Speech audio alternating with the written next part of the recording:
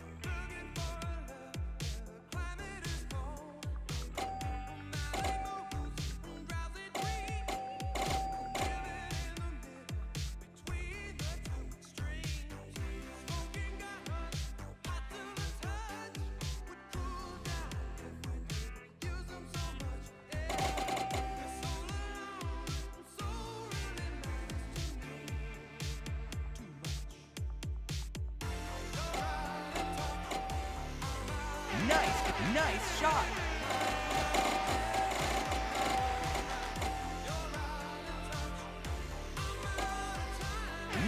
Nice shot.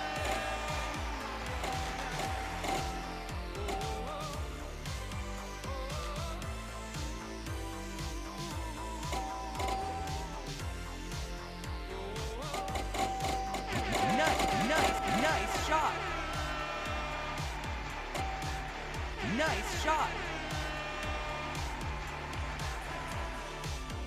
Nice shot.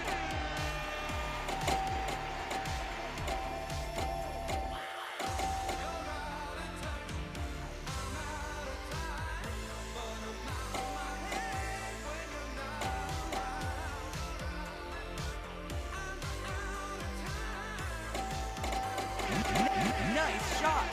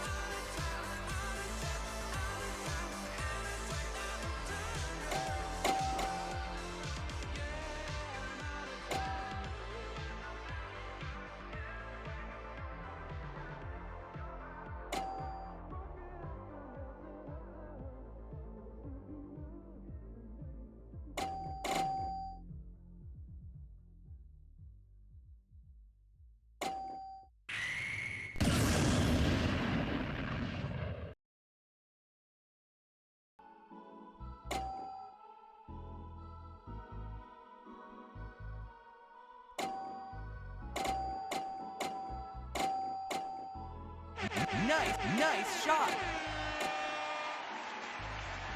Nice shot. Nice shot. Nice shot.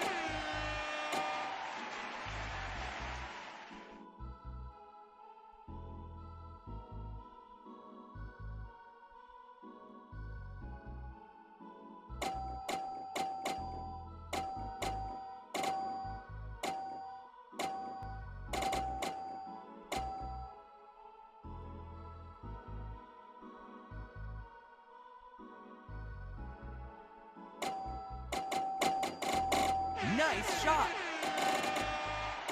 Nice shot. Nice shot. Nice shot. Nice shot.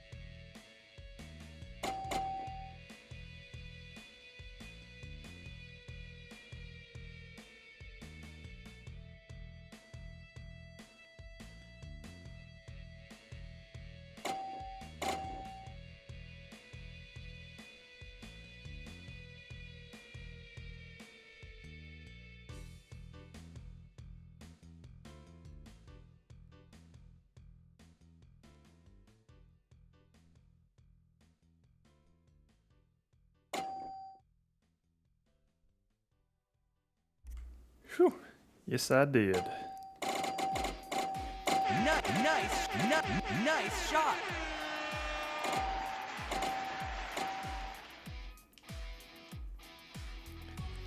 I forgot I disconnected all of my shit when I was upgrading my desktop. So I had to plug all the capture card nonsense back in. Whoop.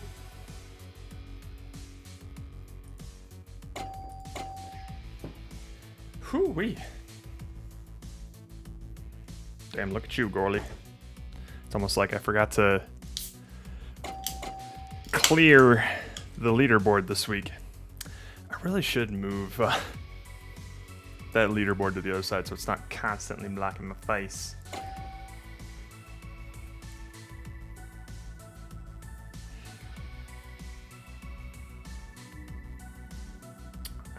And done.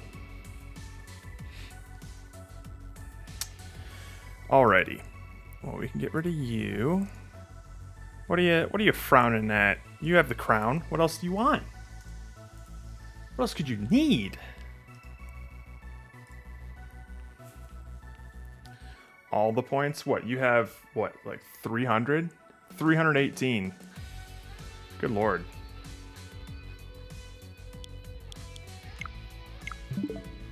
Alright.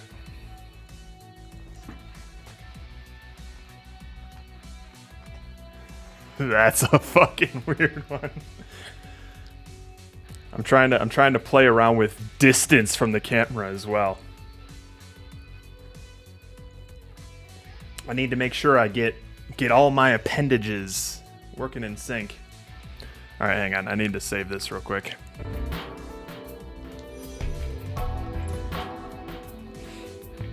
You didn't see anything.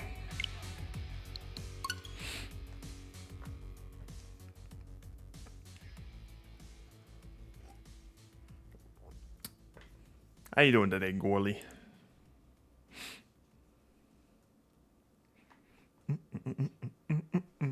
No, I wasn't playing some kind of waifu visual novel. Why would you even think that?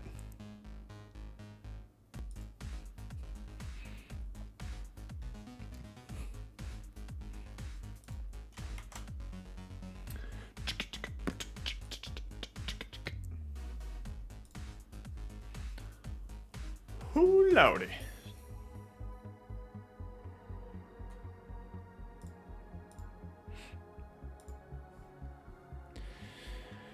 It's been some time. I almost didn't make it to the I almost didn't finish the disco log in time. It was like late at night yesterday. I'm like, oh shit.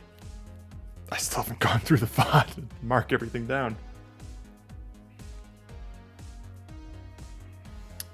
Hopefully someone reads them. If not, I do. It's this good log of everything we've accomplished and failed at during this game.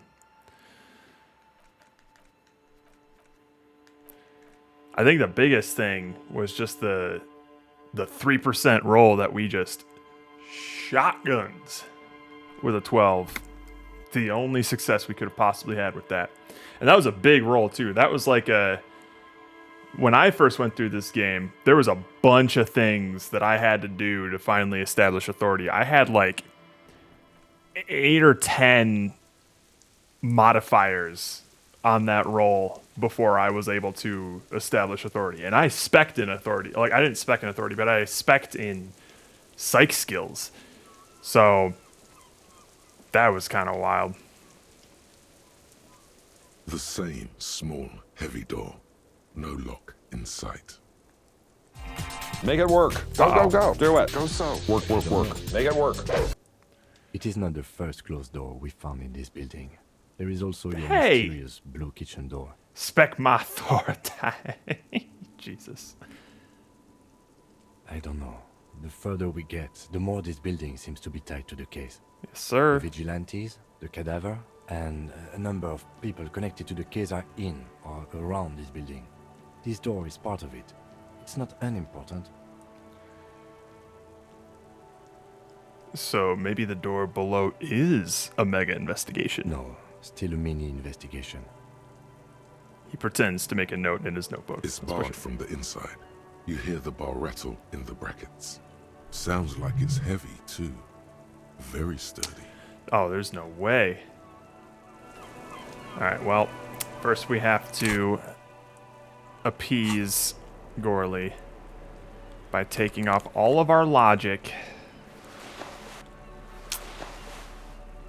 Fine. Alright. So it's 21:35, which means God knows it's 7:30? Is that right? No. It's the 9:30.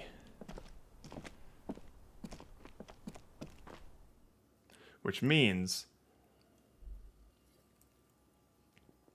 I think we can go to bed, i.e. pretend to go to bed while we go on official boot stealing business. Yes! Yes! Yeah, see you in the morning. Bye. Good night. Yes. A mirror hangs on the bathroom wall.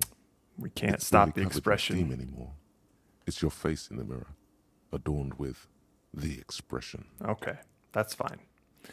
That's fine. Hang on. Let me just do a quick volume check. Oh, what are these doing? Oh, what are these doing so low? No, get up there. All right. There's something else. This is not the cleanest bathtub in the world, but it's Okay. cleaner than you are right now. My mic stuff was off. That's why. Ay, ay, ay. Okay. I was like, why can't I hear my analog stick? Oh. Guess you still can.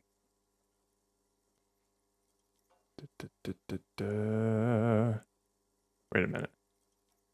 Hold on a peck.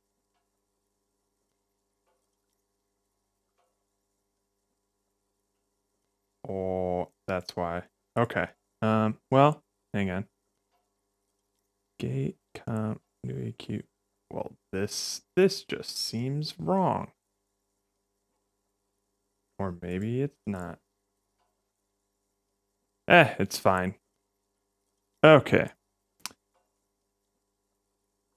Okay, it should be good. Right, we wanted to wash ourselves. That's right. That soap scum smell. Okay. It smells like life, at least compared to you. Yes, because I did just put myself like wrist deep into some dead guy's skull. I want to live forever with the corpse smell. Memento mori and stuff. No, we're gonna run The ourselves back. bathtub slowly fills with water. The water beckons. Undress, close your eyes, and submerge. The water is only lukewarm, but still comforting. Like amniotic fluid. A few beer cans are bobbing up and down along your flanks, like sad duckies. Leave them in. The cans continue to bob, as do your thoughts, aimlessly splashing up against the sides of the tub. Let's imagine something. You see the corpse. You can still smell the cadaver on you. It's going to take more than one bath to get rid of that stench. Great. Then, houses along a narrow street. A video rental. Darkness on the planet's curvature. Your fingers grow pale and Nice. are covered with tiny whirls as the water cools. Let's get out. The waterline recedes. Let's As go. you stand, you are cold now. Your clothes stick to your still moist skin. You mean just like my underwear and socks? Because that's all there is. Got it, Gwally. All right. We have important business to attend to. Namely, obtaining a pair of boots.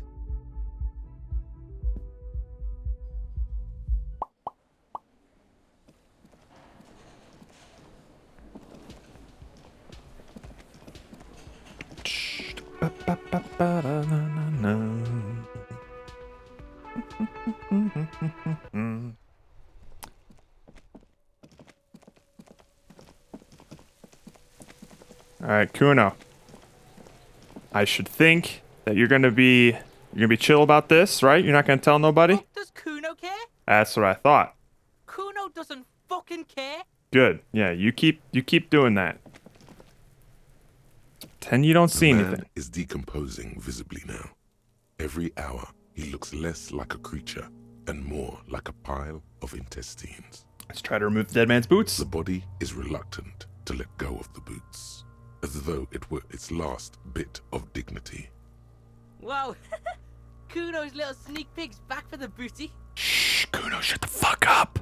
Yeah, fuck it to pieces for us, liar cock. All right, we're gonna pull the left boot. It feels like the leg is going to come off along with the boot, but you're able to get the boot to move a centimeter or two. All right, let's pull the right one. It's not completely useless. You're able to reveal a little more of the putrid polymer sock beneath the boot. Okay. Just relax. This is easy. This is happening. That's true. All right, pick up the body and try to shake the boots off. No way that'll happen. Step on the corpse as you pull on the boots. Ugh. Try to twist the boots off one, but this is not gonna go well. This is not gonna go well.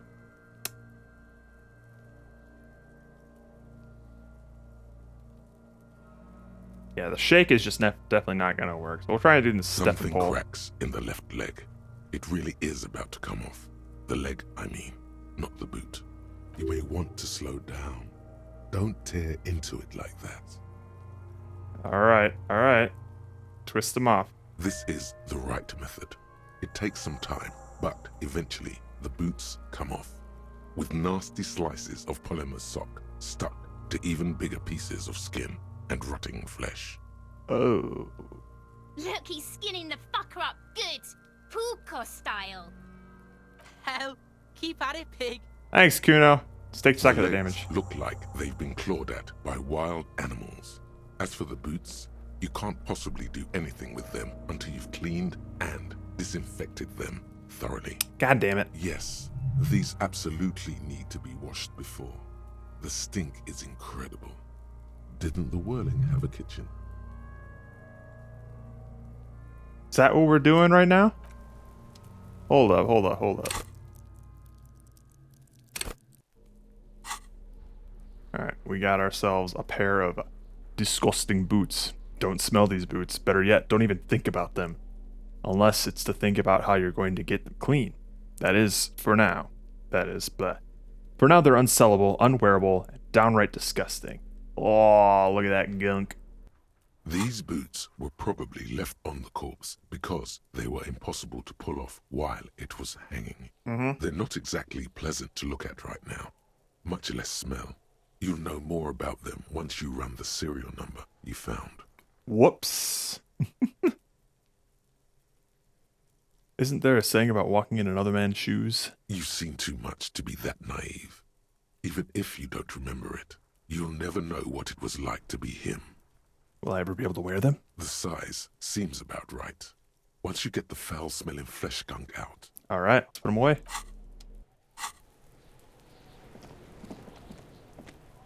Apple bottom jeans, boots with the goo, I guess we're going to go wash the corpse bits off of these boots in this cafeteria's kitchen. What's up, man?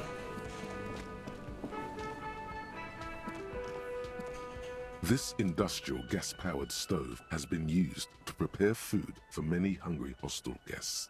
There are several pots and pans on hand. Good. Getting the corpse residue out of these boots is going to require patience, and also a huge pot full of boiling water, soap, and white vinegar. I feel like it's going to take a lot more than that. I feel like we need to put these things in an open goddamn flame.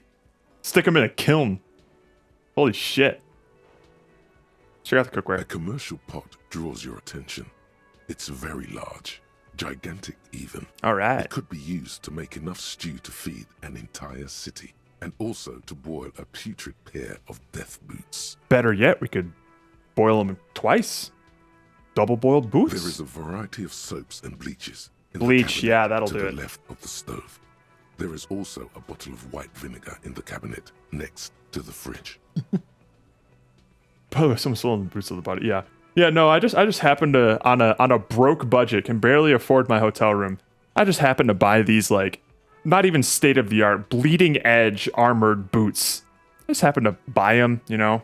I wonder who took those other ones though. Weird that. Don't talk to Kuno. He doesn't know. Don't talk to him. He lies all the time, so it's not even worth it. It's bad with those boots. Don't be stingy now. Soap. That's exactly what I need. Pour lots of dish soap into the pot. No, these boots are really disgusting. Pour some dish soap and the bottle of white vinegar. Why can't I use the bleach? If anything, you should be using the bleach. The delicious smells of cheap soap and vinegar waft up from the pot. God, I would not trust to wear these All things. right now, chef. Light up the stove and boil them. Add water and the boots to the pot. Bring it all to a nice boil. The strong smell of vinegar forces you to step away from the pot. The water slowly comes to a boil. Wait. Strips of polymer fabric and human tissue separate from the lining of the boots. They float to the bubbling surface.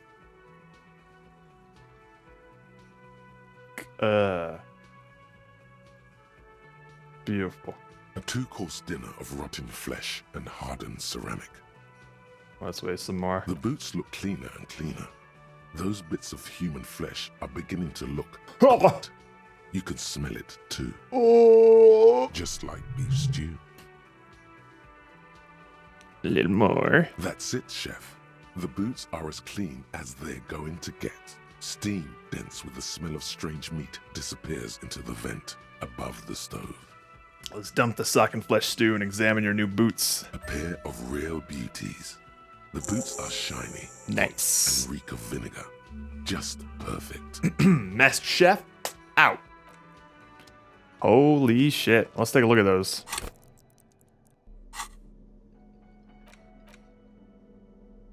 Look at those. A +2 authority, -1 composure. That's pretty good. These greaves are light as feathers, and just a tad too big for you. But don't let that bother you. With these on, you look like some kind of future warrior. And they'll keep you safe if you accidentally shoot yourself in the foot. So worth it. More importantly, though, we just leveled up.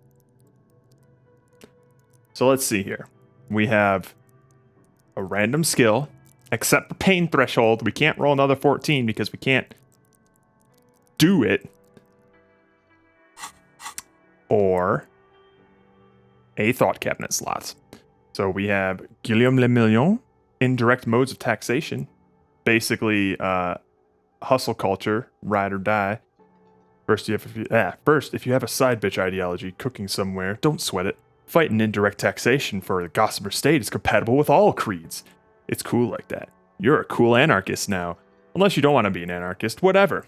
Stuff this meal ticket in your eye socket and let's see if we can steal some love back from the robber barons at the customs agency and the banditos at the Insulindian Financial Oversight and Competition Committee. So basically, yeah, anarchy and do whatever it takes to get ahead.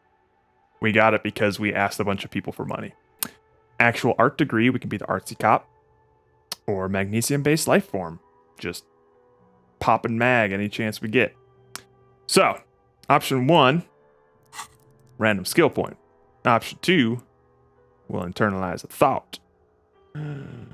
Let's see what happens.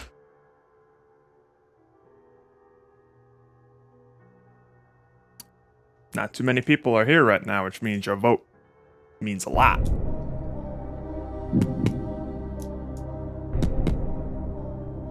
Holy shit, Mastiff with the 7 stream streak. God damn.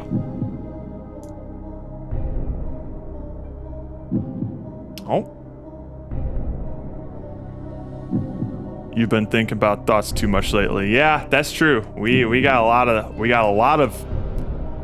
lot of opinions about various things. Ay, ay, ay. Most of them, not great. They're not great thoughts to have. Holy shit, 20 stream streak. God damn. I don't think I've ever reached a streak like that. All right. Easy enough. Let me just get the D24 out here. Bloop.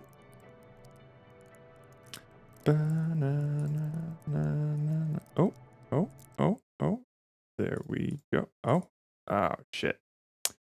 Man, just because I unplugged everything in my...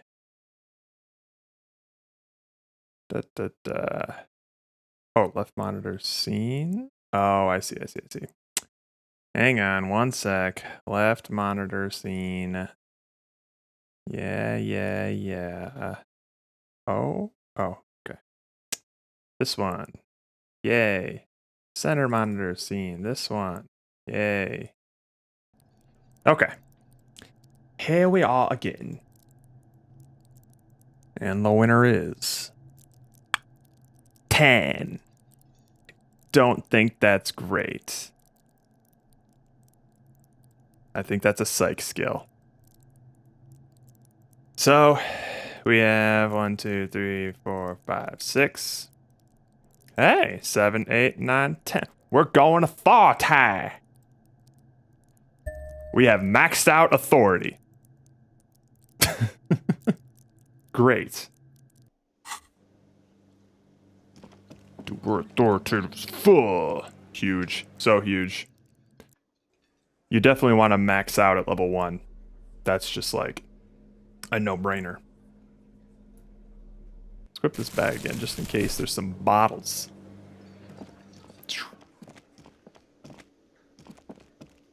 Okay, so... Oh, you know what? We can... I think we can get some more... Oh, Jesus Christ. Spoilers.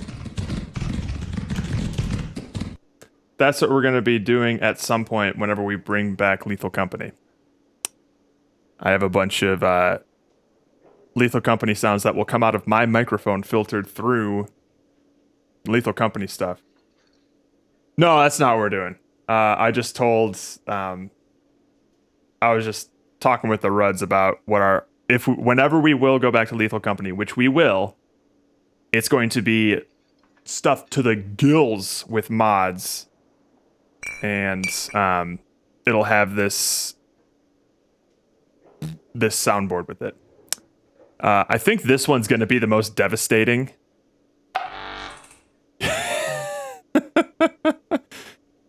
Just having spatial audio with the turret turning on sound is going to be the worst.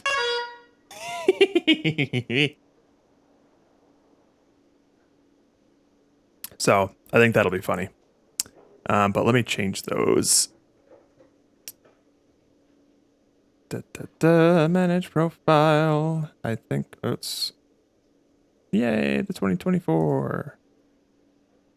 That actually spooked me for a second because I thought that was happening in game. All right, Garrett, I have some info for you. Shut up, my guy. I know I just initiated the conversation, but you know what?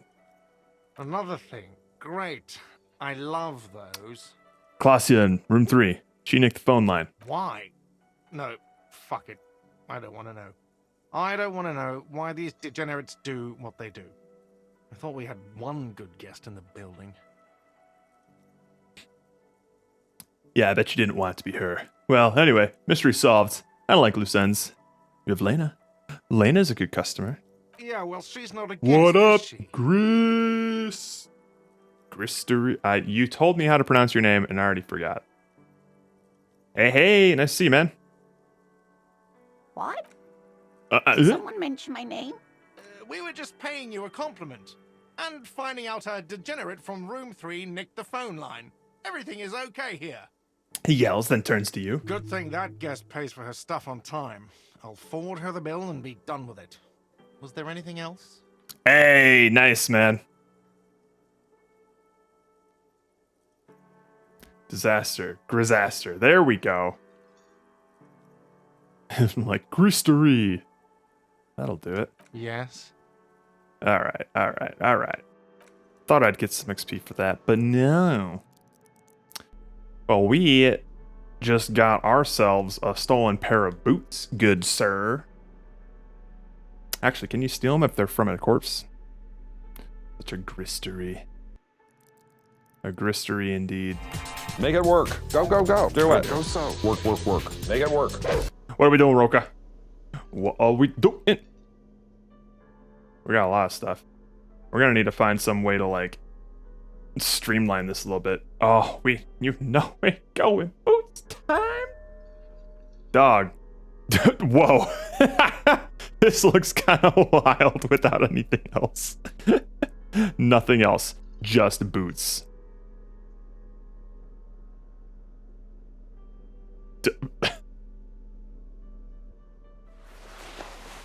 We're like some... Bad boys, what you gonna do? What you gonna do when they come for you? Bad boys, bad boys. We're like some hobo Mega Man here. Alright. Take your pick, Grisaster. I think we're currently high on speed. Yeah, we're currently high on speed, so we can't take any more. But we have... hang on. We have alcohol, and we have Pyrrolidon. Give me the booze, you got it. We're gonna booze it up right after this thought. You look down at the white ceramic sabatons hugging your arches and calves. Of course we took the Surprised boots. at how well they fit. Your movements cause tiny little clicks, like dice rolling somewhere far away, as the plates reorient to your motions. Decked out in future armor, like a cop ought to be. The hardened vitreous enamel, at once sleek and light, adds a glow to your cheeks and a spring to your step. Just imagine what a full suit of this stuff could do for you. You really do feel more confident. Invulnerability does that. Even partial invulnerability. This is the long sought after enemy technology. I can't just enjoy it, I must study it. No, I want the full suit. It may be a while before you have all the pieces. In the meantime, you should analyze the armor. Figure out its vulnerabilities. Vulnerabilities. Remember, this is a highly specialized kinetic redistributor meant to stop bullets. Wear it. Observe its properties. See if there's a weakness in the design. For the day you have to fight someone covered in the same material. That's a good point. I mean, look at these boots. They give us +2 authority. People have to respect me when they see me in these. Anyway, bottoms up. Let's go. Gotta love that extra HP.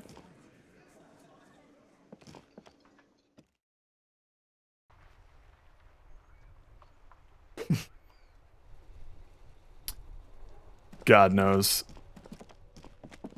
God knows what he'll say. Although, tomorrow, we're gonna let him take the body away.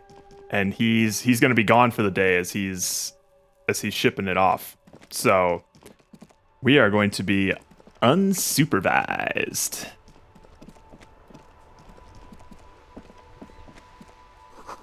There's something down there. Wait, what are you talking about? What is that?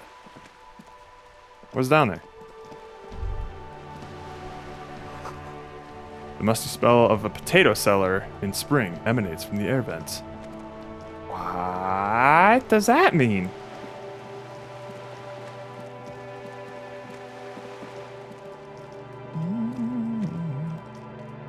Oh! Were there potatoes down there? Because we unplugged that fridge. You know, let's talk to our girl over here. Sup, bitch? You like my boots? You're back. Good. What can I help you with? Let's see. Oh wow, there's a lot of stuff we can talk about here. Spoke with the Lorreman about the roundabout. On the contrary, officer. There are yet camionneurs you have not talked to. Nah. And don't look so surprised. In a time like this, it would be strange if Wild Pines didn't have eyes on the harbor. They must have someone in an overlooked position near the gates. I suggest you go back and canvass for more suspects. Fine. I talked to Everett Clare. You have? And how did you like Mr. Clare? He's a beautiful man. Beautiful and just. Everett Clare is a hero of the workers' movement. He is a champion I've sworn a fealty to. He's a bloated rainbow socialist. I can do business with him. For a socialist, he's reasonable. He's not the champion I've chosen. I wish to swear fealty to you and the cause of capital. It's not important if I liked him. I was doing my job. I didn't. Oh, come on now. He has his uses. How else would he have stayed in power all these years? Or wait, actually... Chances are on question. Corruption. That's how he's done it. Fantastic, Verm-like corruption. Reaching into the bowels of the earth. She looks at the ground and nods. Course. I don't expect you to share anything he told you with me. I'm not a Verm myself. But if you felt like passing some information, how could I stop you? Are we not human? Are we not curious to hear another person's take? It's only natural. We would only be gossiping. Intellectually speaking, it would be quite interesting to hear what she has to say about these things. That is true. That money you gave me, would that make things weird? If I shared information, I mean? Mr. Everett's helping me find my... she doesn't know that I'm missing my gun. That's not a good thing to say. He asked me to deliver an envelope. Sounds like he has you running errands, Detective. Yeah. A well-established dominance ritual. Where did he have you deliver it? To a nameless settlement down the coast nearby. Ah, yes. I've been meaning to go there. She looks over to the bay. With longing. Clear and simple longing. Strange. Why does she want to go there? You're quite fond of this village, aren't you? I should be. In my youth, I had a brief dalliance here in Martinez. He was an older man with impossibly broad shoulders. He's probably dead by now. Even his shack is long gone. Not that it matters. These buildings are all carbon copies of one another. You've been to Martinez before? Yes. I was slumming it with some girlfriends of mine. We had boats and Don't hold it against me. My paramour certainly did not. Sounds like you missed those times. Not overly so. It's not like this was the only place we visited. Me and my girlfriends from Azon with our shiny boats. Like reavers, we told ourselves we were the worst thing to happen to the coast since the Coalition landed in '08. Imagine. She tosses her head. He wants to build a youth center here for the children of A Martinez. youth centre with Edgar Clare's statue on top of it. Her eyes run across the water remorsefully. Go ahead. Help him.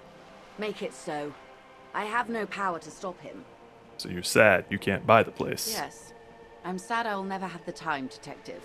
I've always wanted a dilapidating fishing village. She is more defensive about it than usual. Full of ghosts and ancient memories. Has this errand yielded you any information? He asked me to open a door. Referral, you mean? I take it this was for someone in the RCM. Don't answer that. No, I mean like a real door to someone's house. Oh my. A real door. I helped scare someone for Mr. Clare. My. What I'm hearing is I'm just an information you mule. inspected a premises because you suspected that it was involved in the narcotics trade. No, I broke the law. And in the process, you turned up some information relevant to your investigation. Only from Everard, surprisingly.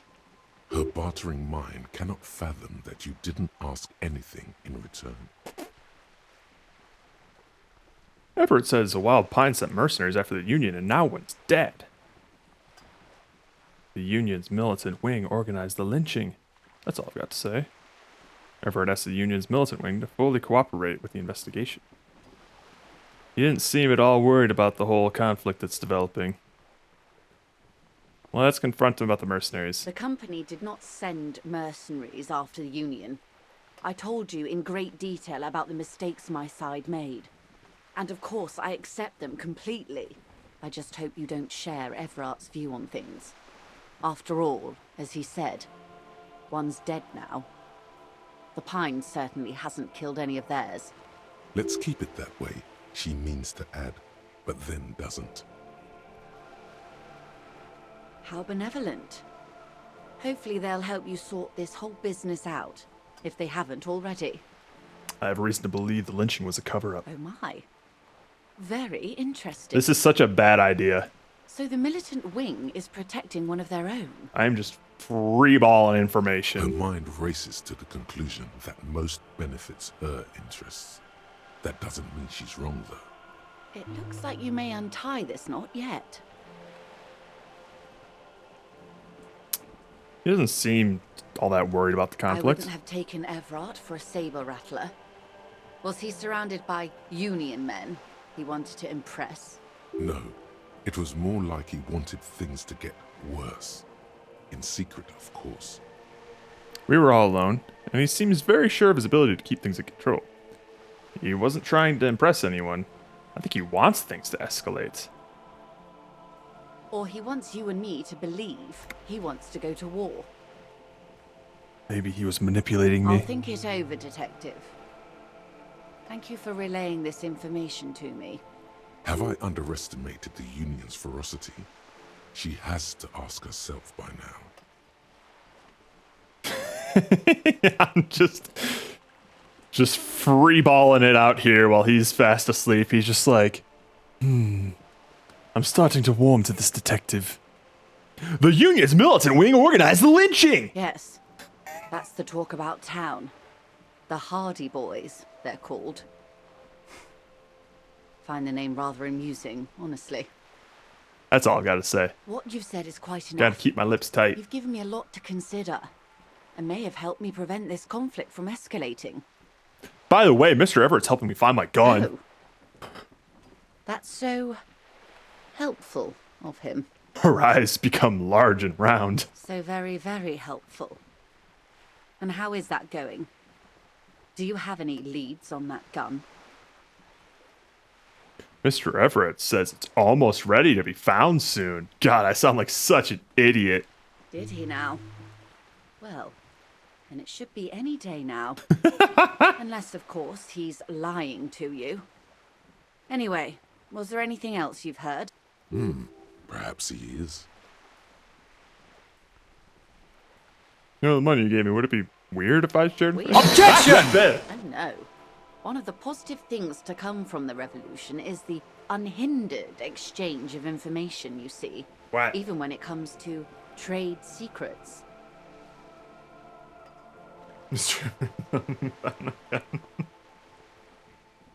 Do it again. Which isn't to suggest our talks constitute corporate espionage. Even if they did, it would be fine. But they don't, since you logged the money as a donation, and this is clearly just gossip between friends. Of course. The lieutenant might have, but I don't remember you logging anything as anything, Harry. Mr. Everett is helping me find my gun. Oh no, that's why it's there. So very, very helpful. Mr. Everett's helping me find my gun. Yes. As you said. She looks confused for a moment. Mr. Everett is helping me find my gun. Your gun, yes. Do you want to talk about something else now? Mr. Everett is helping me find my gun.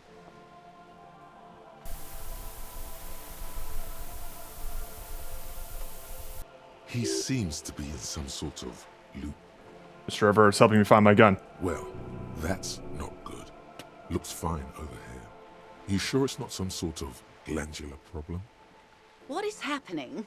No, it's not that. It's... I have no idea. This is bad. Mr. Everett's helping me find my gun. Mr. Everett's helping me find my gun. Of all the things to be stuck looping, this has got to be one of the most witless. Mr. Everett's helping me find my gun. Sweetheart, please stop repeating that now. Her eyes look worried, frightened even. Mr. Everett's helping me find my gun. Please. She looks around. Mr. Everett, help me find my gun. How do we get out of here? Yes, Mr. Everard. This gossiping idea was terrible on my part. I take it back. The woman scans her surroundings as though a neurologist might magically appear. Mr. Everett, help me find my gun. Mr. Everett, help me find my gun. Do you want me to take you to a hospital? Sir? Thank God. Officer! She waves her hand in front of your eyes. Mr. Everett's helping me find my gun. Yeah, we need to pull the plug. There's nothing else to do. What if he forgets everything again? Okay, I'm gonna do it. Hold on. Detective! Is everything all right in there? Judging from your tone of voice, probably not.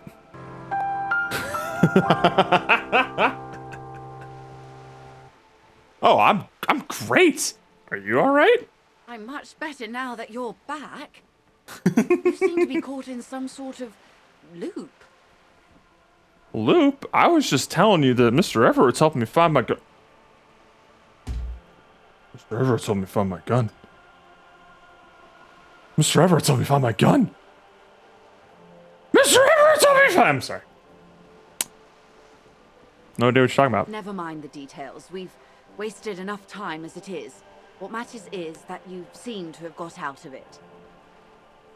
Now, please ask me something else before it happens again. Something that, preferably, doesn't include the words Mr. or Everard. Oh, that reminds me, though. Mr. Everett's helping me find my gun. I'd rather talk about something else for now, if you don't mind. Of course, Detective.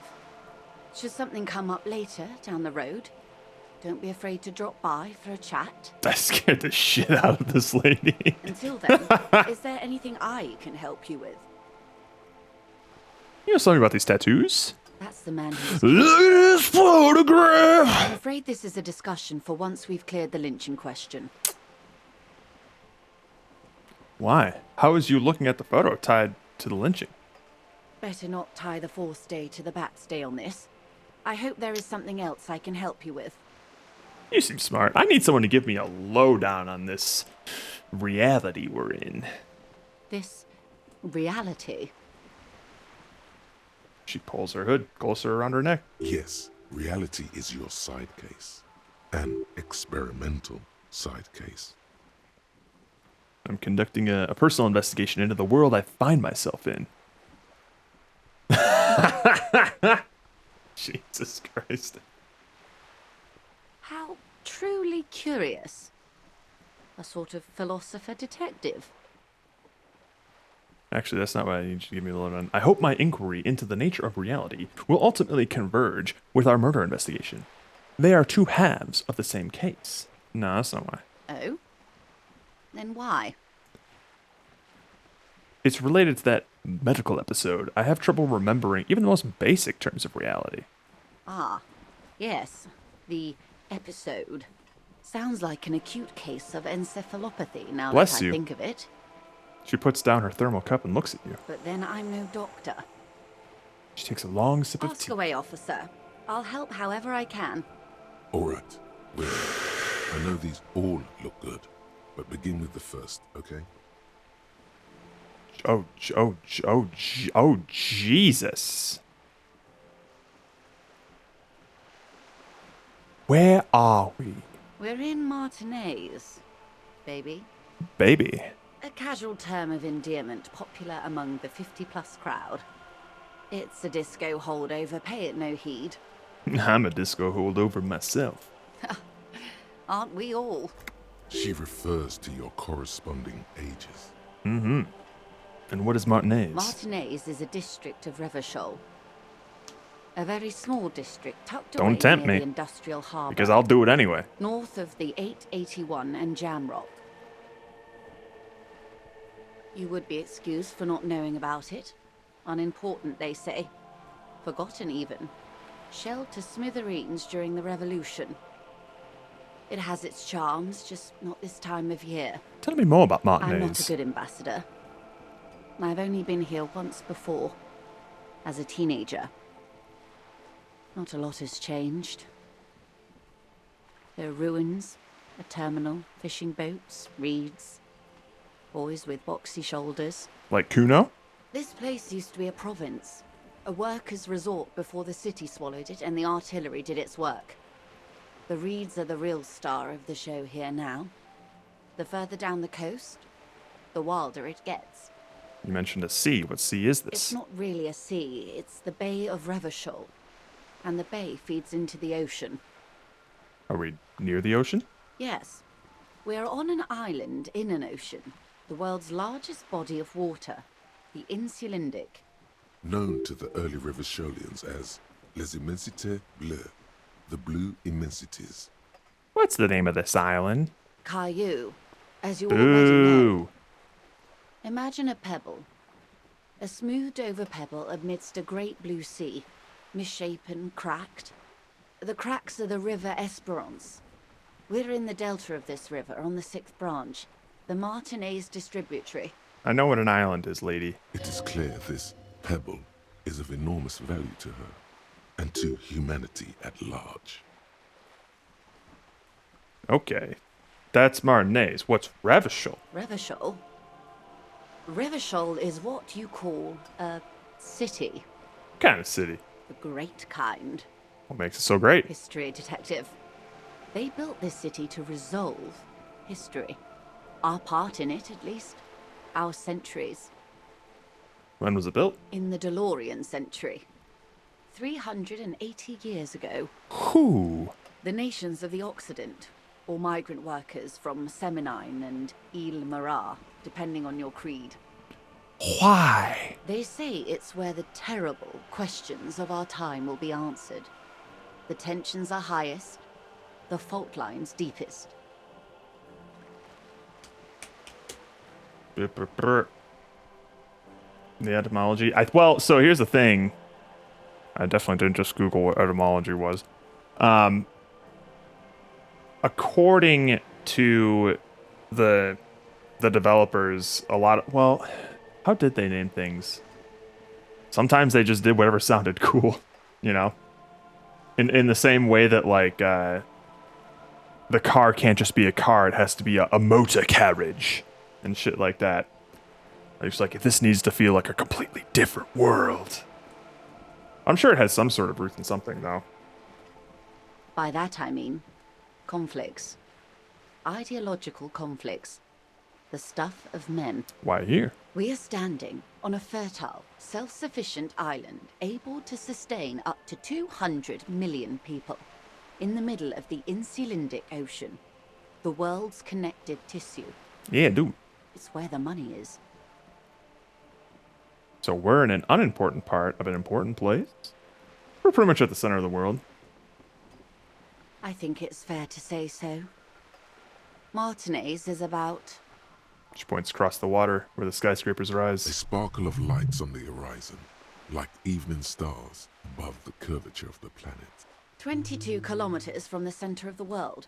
That soldering iron is the bank of the world building. The bottom floors are Insiacom. Coalition government, Insulindian Mission Command. Silence. She lowers her hand. The water, the light. It's as though you're seeing it for the first time. There is no recognition. Only the immensity of the sea and the cold radiating from it. Where are we? We are where we are. I have no truer answer to give, unfortunately. Derealization. She watches you closely as you scan the Was horizon. there something else you wanted to know? I remember something about a lowdown. Yeah, what times are these? These are unimportant times, Detective. You and I were born after the dust had settled. 1,000th of a second too late. Too late for what? For the big time. Her eyes light up. There's a flash of teeth. What's the big The time? revolution. Ha! And what is the revolution I keep hearing about? It's quite easy. Every 100 years or so, our species gets together to decide what's next, who gets shot in the head, and who gets the mineral rights. It's a real kerfuffle. Who got shot in the head? Who got the mineral rights? The got shot in the head. Those would be the communists. Damn. Generally speaking, 40 million people got shot in the head during the World Revolution. But the communists, they all got shot in the head. Oh, and the anarchists too. They shot them well. So well, one forgets they even existed. She likes the totality of it. You could say they got totally shot in the head. Indeed. They piled them in mass graves in Ozon. And, well, that's the last anyone heard of those people. Did the communists and anarchists shoot back? Of Did course they they ever? Before they got shot themselves, they shot 2 million people. Sounds like they should have shot more people in the head then. That's a tragedy. Truly a kerfuffle. Yes. The Insulindian deluge, they call it. I had a deluge too. In my head. Yes. An acute thiamine deficiency can be exacerbated by alcoholism. The fuck did you call me? Exacerbated means made worse. Thank you. Anyone else get shot in the head on the opposing Oh, side? lots of people. Even the king got shot in the head, or thrown beneath a horse, or drowned. Accounts differ. It was unceremonious. Just as well, he wasn't actually the king. Just the king's nephew. The real king abdicated and lived out a long and productive life as a venture capitalist in Grad. Smart king. Yes. King Guillaume had a nose for bad PR. He ran before it. What is the expression? Went down? Anyway, Gil got out alive and his nephew Frisell got shot in his place. Him and tens of thousands of his wonderfully fascist kingsmen. It was a wild time. That's enough about They times. are what they are. Who knows? An afterbloom may yet come. Anyway, enough sentimentality.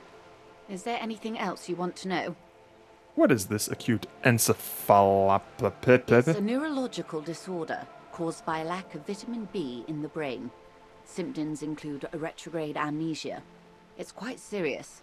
You should get yourself checked out. What causes it? Well, it's either bariatric surgery or long-term alcohol use. It's probably from surgery then. That seems unlikely.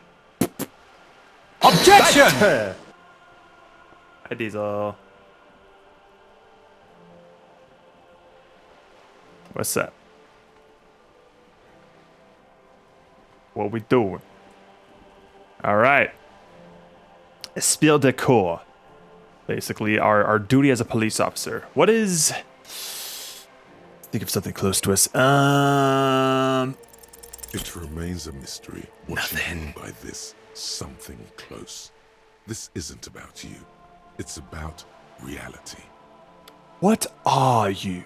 What I am not is a basic term of reality. She smiles. There may be a way to get her speaking about herself at some later juncture. What is this? A bird? A sphenicid? A flightless bird of the polar regions? Keep guessing. Some sort of krill hunter? No, wait. You're an ancient ruin. A symbol of hubris and decay. Half submerged in some salty sea. Are you saying I'm ruined? Of course you're not, my dear. I'm just terrible at guessing games. I mean, what is this place here? Ah. This is the pier of Rue de Saint-Ghislain, 33A, where the tenants have been kind enough to rent me a slot. Or two. She looks around. What is Rue de Saint-Ghislain? A 33A. pre-revolutionary tenement. Old buildings are called tenements, you see. And new buildings, bâtiments. After, les bâtiments nouveaux. But 33A and 33B are not nouveaux. They're old. She looks up at the crumbling facade. This one used to be 8 to 10 stories tall. A real high-rise by the standards of the last century. Built to mirror the skyscrapers across the bay in the Delta. That was before the war, of course. Who lived in them? Mostly the urban middle class, I believe. This was once primo real estate, before the cannons lopped 4 or 5 stories off. Splat, splat. From a dilapidated balcony, Cindy the Skull gives Joyce the evil eye, her red paintbrush held to her throat. You could Seriously? but from here it appears as if she's She running doesn't even know that Mr. across Everard's helping me her find my throat gun. in a soaring motion. Wonderful.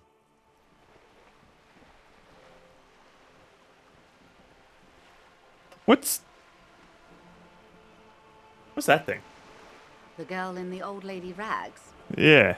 Looks like a sullen and rebellious member of a teen infraculture.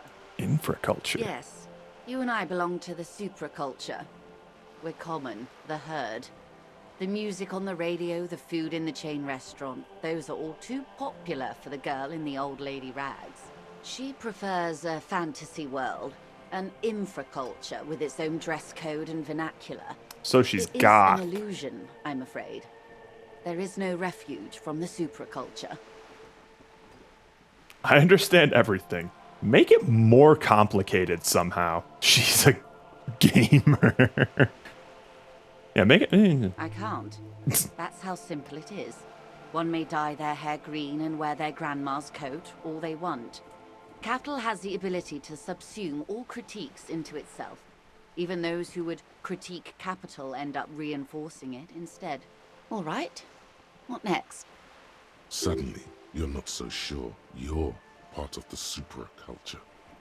I think I may be part of an infraculture. And what would that be? Disco. I can see that, yes. I dabble in those dark arts myself, not so long ago. I assure you, it was a thoroughly supracultural phenomenon. All permeating. Downright mandatory. Nothing infra about disco, baby. Your disco? Those days are long You behind disco? me. And even in the early 30s, I would say I was more of a new girl. Disco was a minor, but still enjoyable facet of the whole thing for me. The new? The new. A cultural era. And the name of the decade it ravished, the 30s. It came out of post-revolutionary Revachol. It was ultra-liberal. It involved lots of partying, as you might imagine, and champagne-coloured everything. By the looks of it, that would have been when you came of age. Now, She raises an eyebrow at you. Sounds fun. I can't remember a single thing. wasn't it Guillaume Le Million who said, if you can remember the new, you weren't there? Wait, Guillaume Le Million. I was just thinking about that guy. What happened to him? Ah, yes. She looks This hesitant. is not very central to reality, is it? Still don't know. I can't be 100% sure, but I believe he died due to complications from venereal disease. Which one? All Which one? of them. Which one? Oh. So you're saying he didn't vanish in a puff of stardust? I'm afraid no. But then again, one can't be entirely sure. It's all part of his mystique. Ask someone else and you may get a more champagne-colored take. Anyway, what other basic facets of reality should we discuss?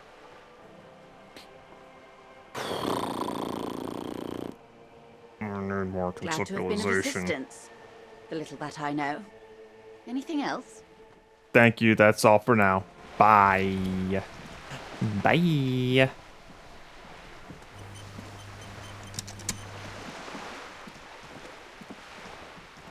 I don't even know what else I can be doing right now. It is late, so things are probably closed.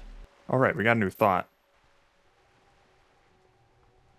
The Fairweather T500. It really hurts to punch this armor. A sword wouldn't even leave a scratch. A bullet would bounce right off. Still, there must be some flaw in it that would allow you to stand your ground against the dangerous enemy. You just have to figure out what it is. Possibly by beating yourself while wearing it. Shooting yourself? Let's see. Revachol Special. Administrative Region. Le Caillou, the Insulindian Ocean, Coalition Government, Insulindian Mission Command. Name after name, and none of them is familiar. They seem real, but something's wrong. You feel like a kid looking at stickers on the fridge. Truvant? The Apricot Company? World Games 34. You can almost see your hand reaching out for them. Scratch the corners, see if they peel loose. This feels like the most important of all the thoughts. The one you truly must complete. I don't think I ever got this thought in my playthrough. I don't think I ever encountered this thought. Shit. Oops. Alright. I wanted to look at my quest log here.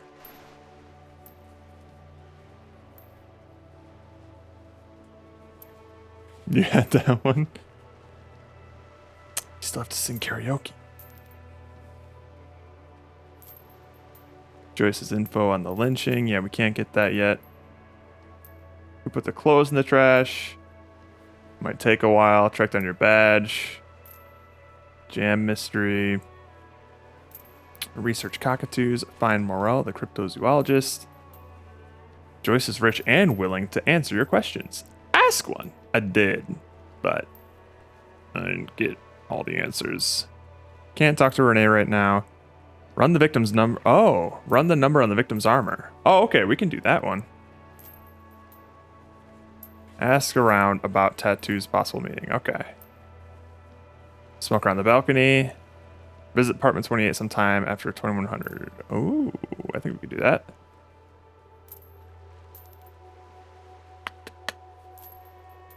Send the victim's body to processing. Find the murder weapon. Speak to the assault victim. Confront the Hardy Boys with what Claudia told you. Okay.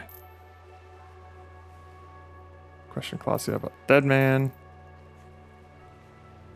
Okay. Cool beans. Let's go look up these sick-ass boots on the shortwave.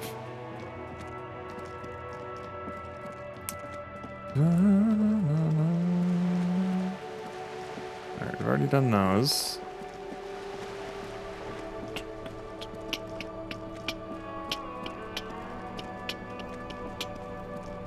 Wait.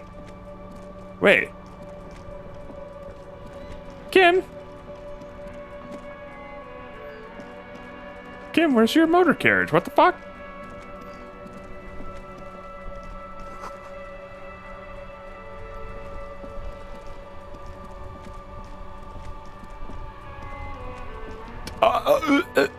His motor carriage isn't here. The dick! Where'd he put it?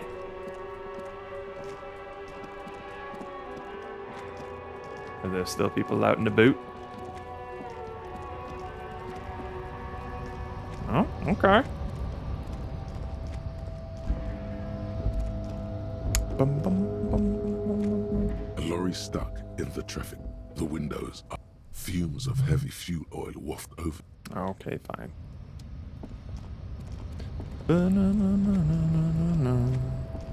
Alright, everyone looks like everyone's gone off to bed. Freet's closed. I guess I'll go to bed. Boo.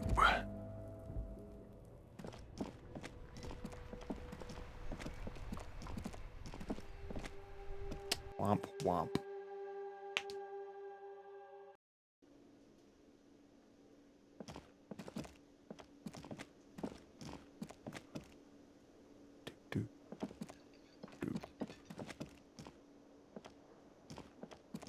Are we sleeping in our boots? The boots stay on.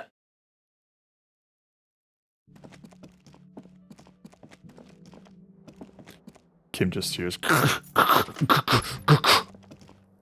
as we just make our way to our bed. I should save in case anything goes wrong.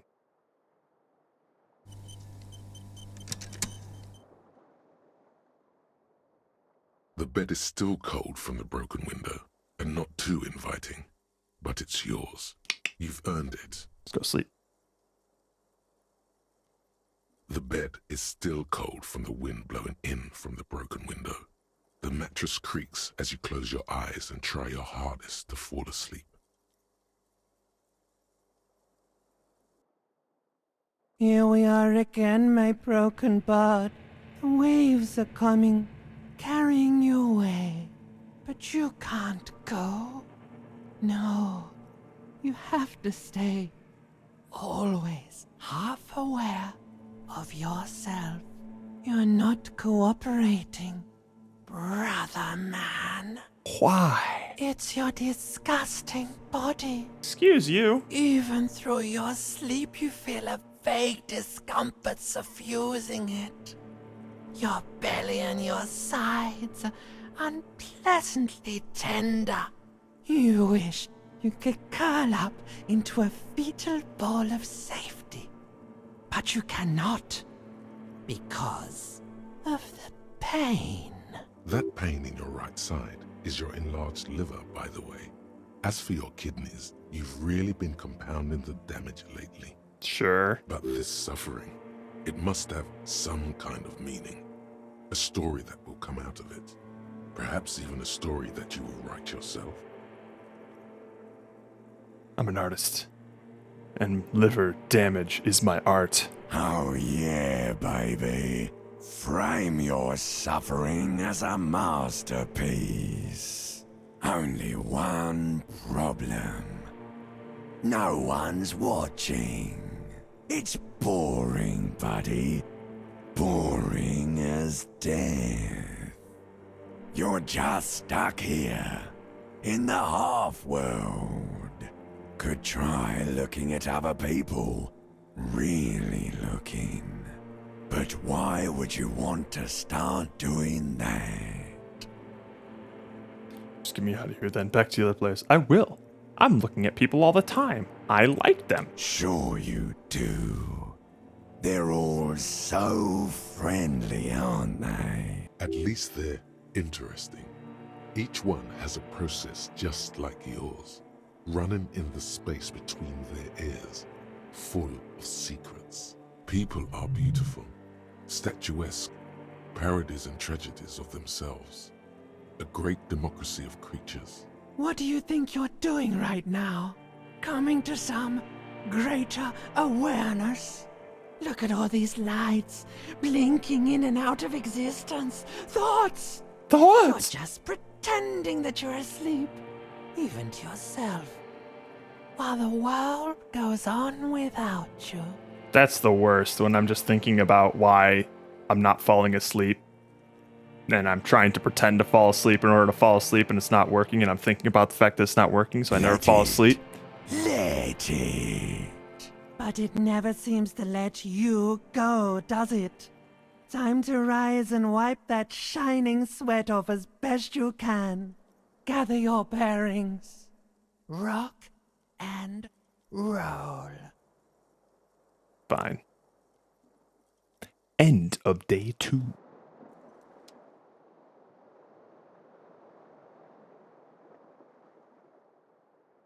What's up?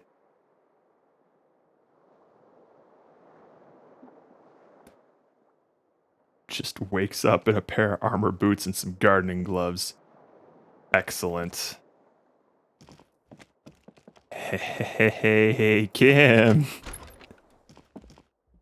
You'll never guess what I did last night.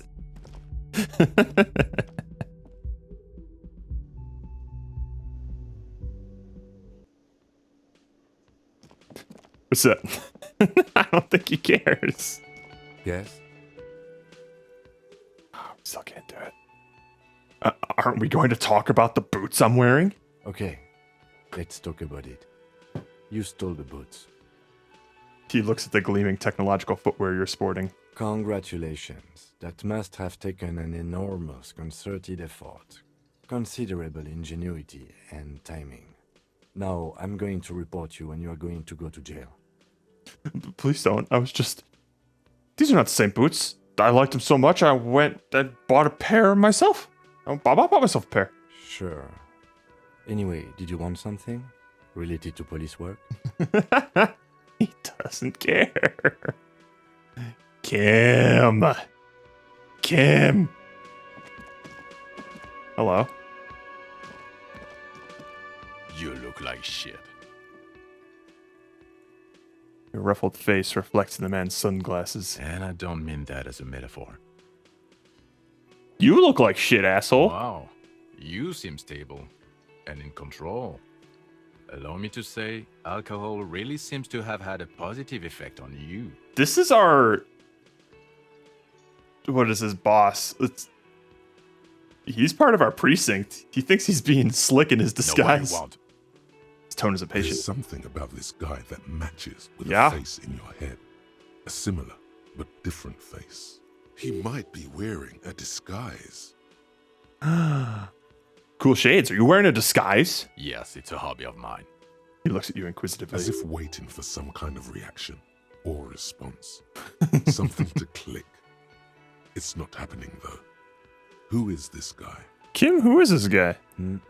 I'm not getting involved in this. I've got some questions for you. I'm a cop. About what? You don't look like a cop. You know what you look like? Like a prophet? A revolutionary? A sack of shit? A megastar? Elysium limit? I don't know. You tell me. Like a man down on his luck? I'm trying real hard here, man. I'm a megastar. Yes, a superstar cop. Of course. This again. Thank you.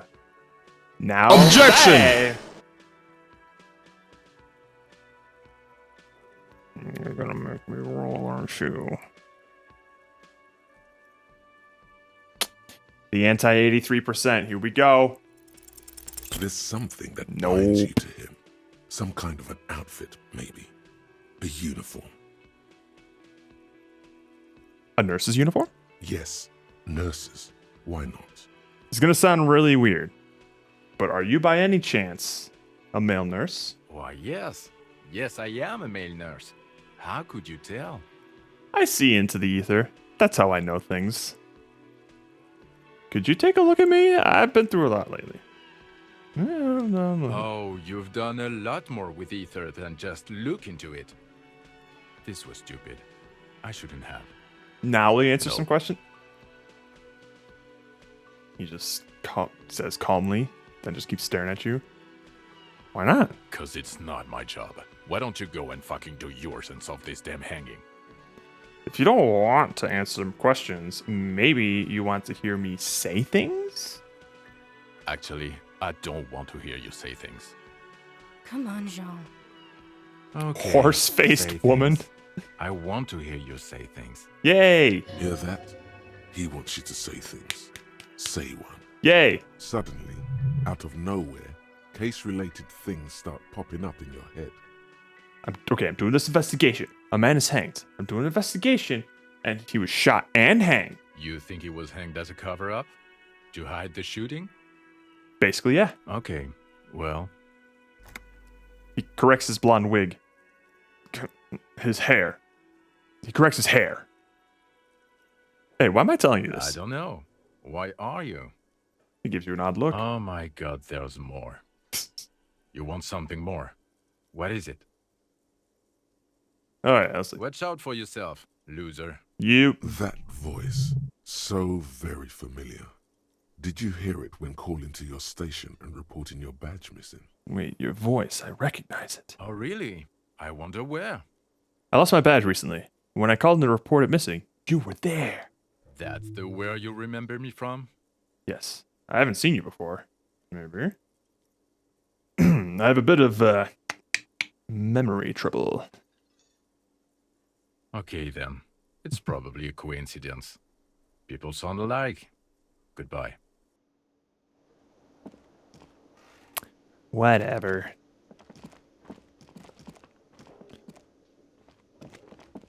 Oh, the Hardy Boys are still here. Cool. Cool. All right, Kim. It's time for us to go on an unsupervised adventure. But first, I need to just real quick look something up. Just real quick. You see a set of steering levers, a radio microphone, a pull-out toolbox, and as you tap on the gauge... No, that's enough fun with the foldable headlights.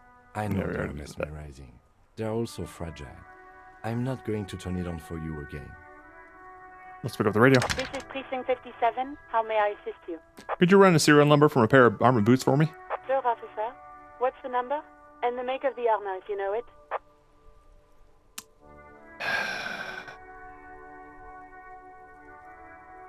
Well, we'll be honest, just because we want info on the boots. Got it. I'll contact the ICP database immediately. Call back tomorrow. Hopefully they'll have dug up something useful by then.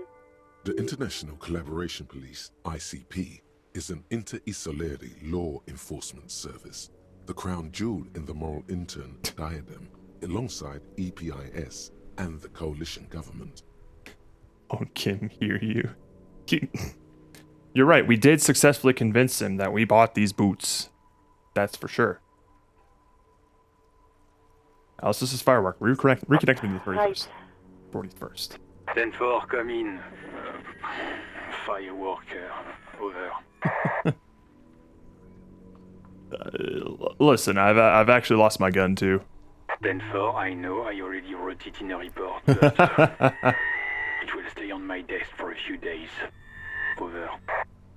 Would it even be possible to hide to Kim that you stole the boots? I think we could have some plausible deniability if we just if we just sold the boots, never wore them, and he would just assume that someone took the boots in the night. You know, he couldn't prove it was us. It might sound odd, but there's personal details I'd like to discuss. 10-4, sir. Sorry, but I'm under orders to give a negative. Oh no, you can't. You're right. Information. I forgot you can't sell those. Maybe you could. I guess I never tried. But the dude does normally say, like, yeah, I'm not buying clothes right now. You mean you can tell me anything about me? But I'm me. 10-4. Orders are still orders. Anything else? Over. Roger that. 10-10. Over and out. This is Precinct 57. How may I assist you? Have you heard back from the ICP about the serial number? No. And I doubt they'll get back to me before tomorrow morning. Anything else? I don't know, Sylvie? Just a second, officer. Sylvie Malaika on the line for you, officer. I have no reason to talk to this woman again. Yes. Hello? You recognize her voice. Hey, Sylvie, it's the police again. Oh, great. What else do you need, detective? Have you seen my badge? Yes, I know who you are. You're a police officer. The law. This exact conversation has happened before. Establishing authority before this young girl seems to have been important to you in the past. Don't go there again. My badge is missing. Have you seen it somewhere? Oh, no, I haven't, sorry. Real policemen have uniforms too, by the way. Where's yours? Kim doesn't have a uniform and he seems real to me. I'm gonna let it slide. I don't need answers for every little thing. Right. It's better to not ask too many questions, lest people start thinking you're a cop or something. Have you seen my gun? Please, no. Not this again. Everyone saw your cool gun, detective. She sounds beyond exacerbated. I showed you my gun? When did it happen? You were trying to impress some people with it. Oh, God. Everyone was eating and...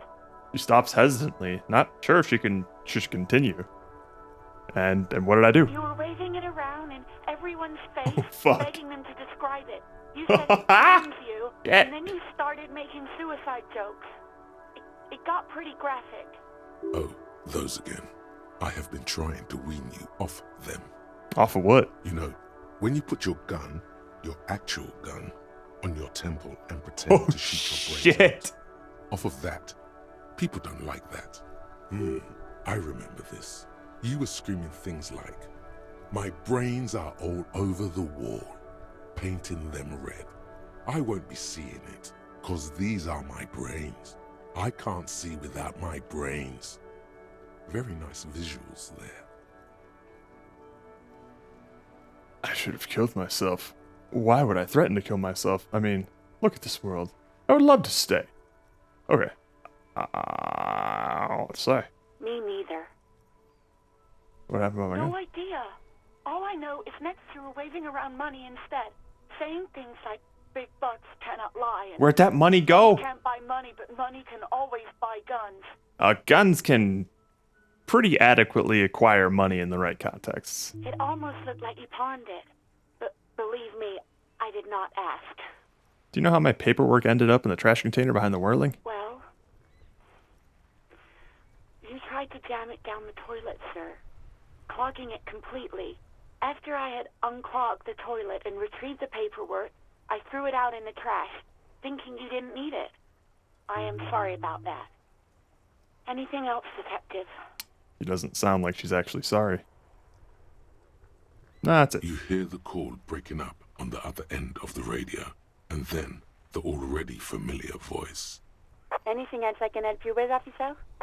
No, I'm done. 57's over and out. In the cabin, you see a set of...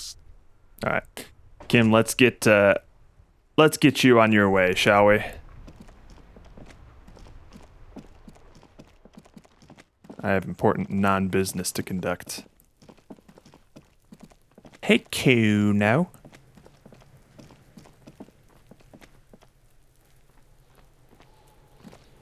The man is decomposing visibly now. Every hour, he looks less like a creature and more like a pile of intestines. The lieutenant adjusts his glasses and takes a deep breath. Let's bag him. Take him away. The lieutenant takes the body away. You work alone for the rest of the day. All right.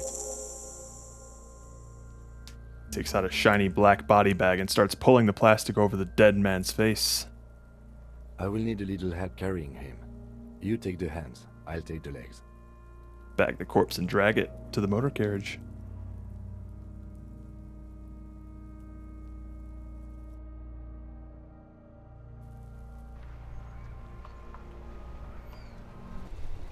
Oh boy. It is just us now. That is not great. Ba-da-da-da.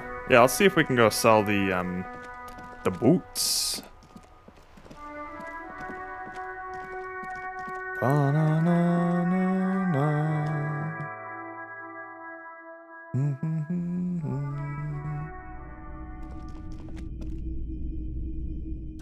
Hello.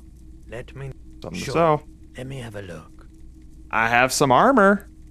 All right. Let's see it. I'm just curious. I've got these sabatons. Oh, no. I don't need bloodthirsty mercenaries knocking on my door looking for their missing toys. Smart man. Besides, this gear costs a fortune. There's no one in Martinez with that kind of money. That's why I'm wearing them. I have a fascinating photo of a corpse here. Oh, no. I don't like those kinds of objects. No sale. He barely even looks at it. Do you know what the tattoos mean? Photic paths, counter-radiance networks, anti-magnetism. It's darkness. That's all I know. Sell me something lighter. You have absolutely no idea what aphotic paths are, but the tattoos on the man are not that. Oh man, I'm gonna sell Another the moment. time, perhaps.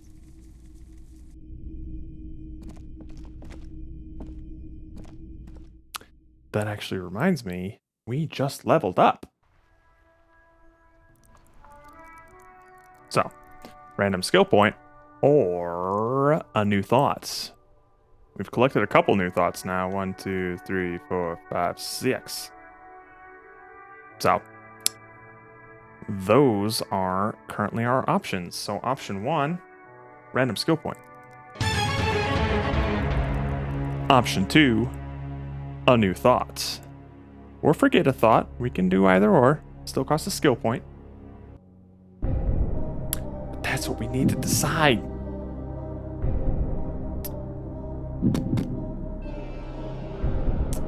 If you can see the poll in the chat, you can actually vote for that.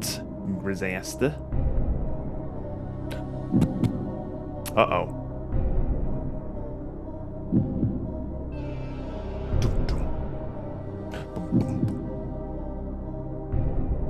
There's about 30 seconds left. If that. Maybe there's like 20.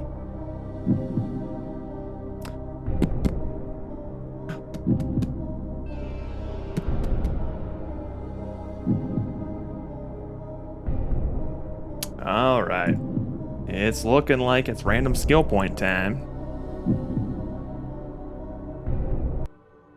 Let's see.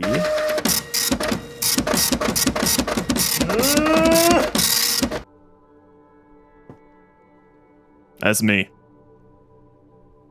The channel may be called Cole Slosky, but that's just because Slosky's my last name.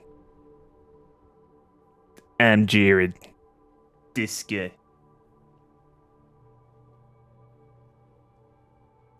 Alright. Random skill point. Let's see what happens. I'm not even named Cole. I lied! I lied this whole time!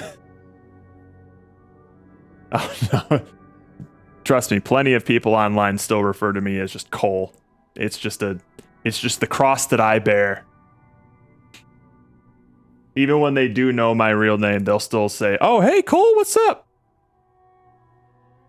It's my own fault. It's my own damn fault. Anywho, random skill point, go! 13? No! I want a skill that I'm good at. 13. That's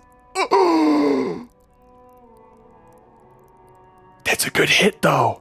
1, 2, 3, 4, 5, 6, 7, 8, 9, 10, 11, 12, 13 endurance. We get an extra hit point. Ah! Jarol. That's not bad. I can work with that. Most people call me by my last name. It's easier that way when you have a rarer name. Yeah, that's right, Diesel. That's true. That's for true. We have 2 hit points now. It's beautiful. Oh, we did it. What a lucky get. Hello? How are you guys? So, where's the next broken water lock? Hmm? A couple of indicator lights are missing from this control panel. Loose wires dangle from the now vacant holes. In the middle is a lever. Beneath it, a small metal plaque. Let's pull the lever. You grab the handle and pull the lever up. As soon as the metal connects against the contact pins, you hear a loud clunk. Then, the water lock starts moving. Oh! Oh. Oh, this opens up a lot.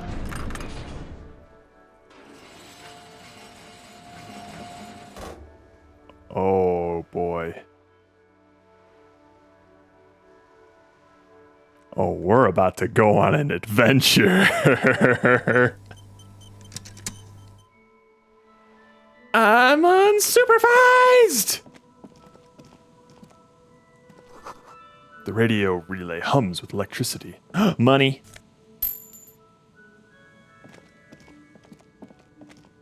Oh, shit's about to open up for real, for real. Way more map. And no Kim to speak of. A breaker box to power the radio pylon above you. Maybe there's something inside? Maybe indeed. 90 cents, in fact.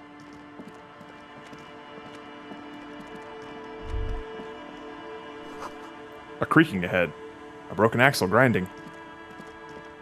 Oh shit! We got fuel? Banged up, though. Oh, maybe it doesn't have...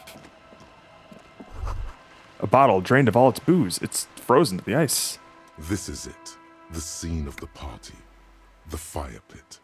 Cigarettes and empty bottles all evidence it. Yeah. Sure does look like a lot of folks partied here. Looks like they were here a while. Judging from all the bottles. The sunken motor carriage provided my car. like a goose ice sculpture or a chocolate fountain. Guess I'll be on my way. Money, money, money, money, money.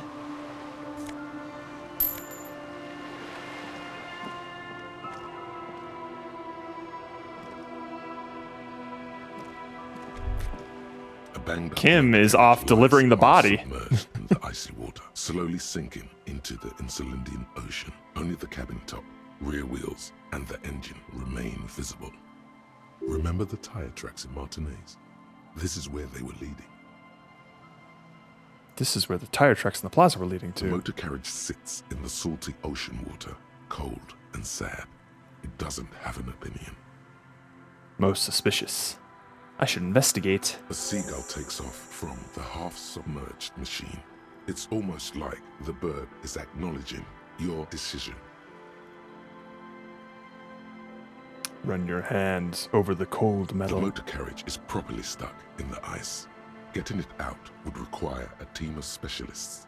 A single day in the salty seawater would ruin most vehicles, but this one looks worn even in places the salt water hasn't touched it. What is the make of this MC? Can I see a logo? The logo is too deep in the murky water. You can't make it out, but you do see a monkfish float by. How long has it been here? The accident couldn't have happened too long ago. The ice hasn't closed up around the vehicle, so the crash must have happened last Saturday or Sunday. The estimate is correct. The incident probably occurred on Sunday evening. What should I do? Although the sunken motor carriage is probably flattered by you addressing it, it does not supply an answer. Wait for the low tide. Then you should be able to access the cabin. Let's sit on the swing and wait for the tide to recede. Look at our poor sad ass. On the old rusty playground, the world around you becomes very silent. The hinges creak under your weight, dangerously so.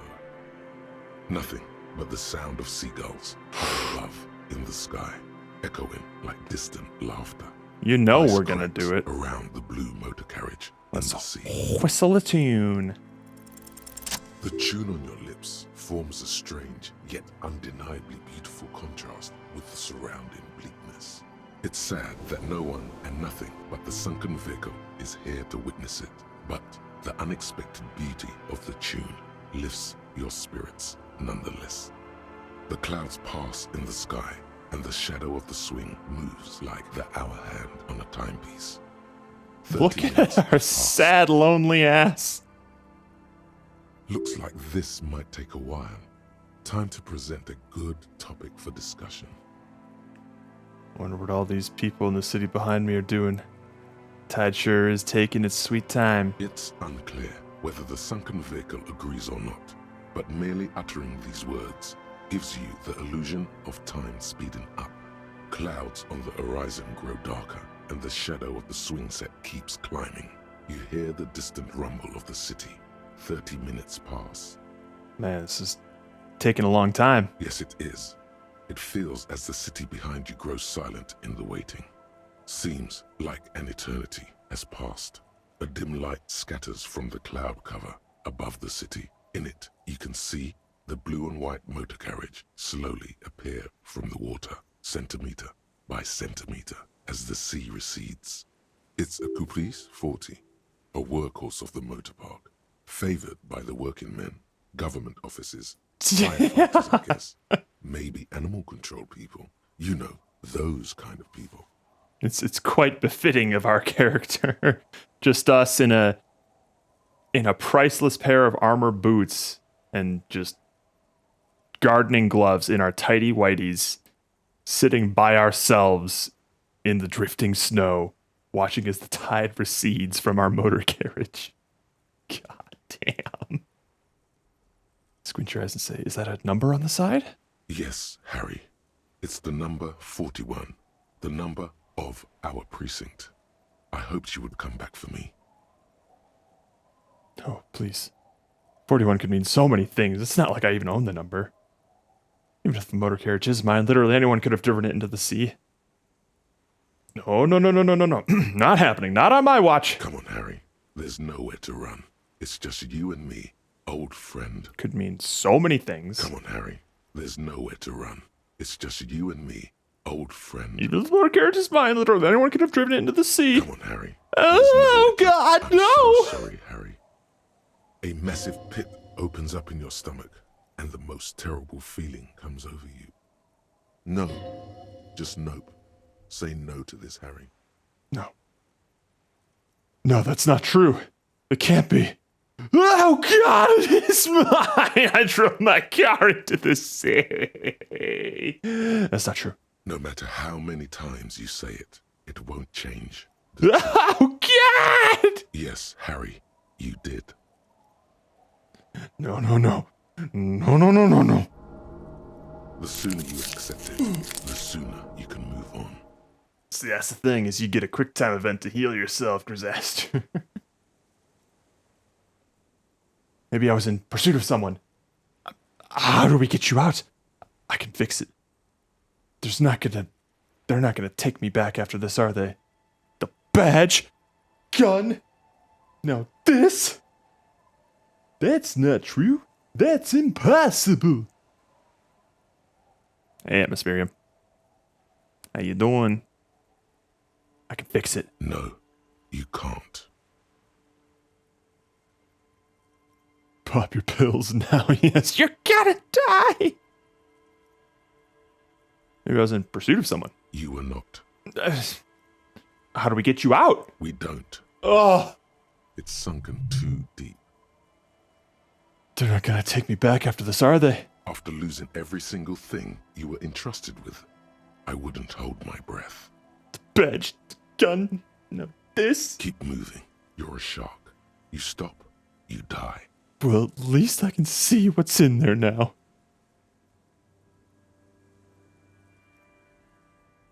An aggressive-looking seagull lands on the swing set and stares at you with a murderous look. You really need to keep moving.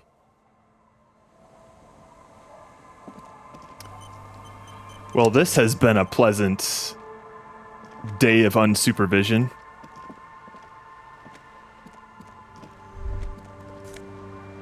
Ooh, our badge! Hey! And our jacket, okay. The ice just off the coast crackles, shifting.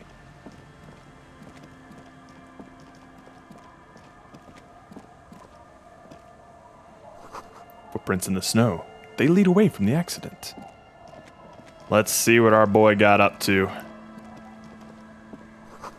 There's a boat tucked away underneath a tarpaulin cover. Oh, hello. Through the broken glass, dusty shelves, and forgotten chair. Oh.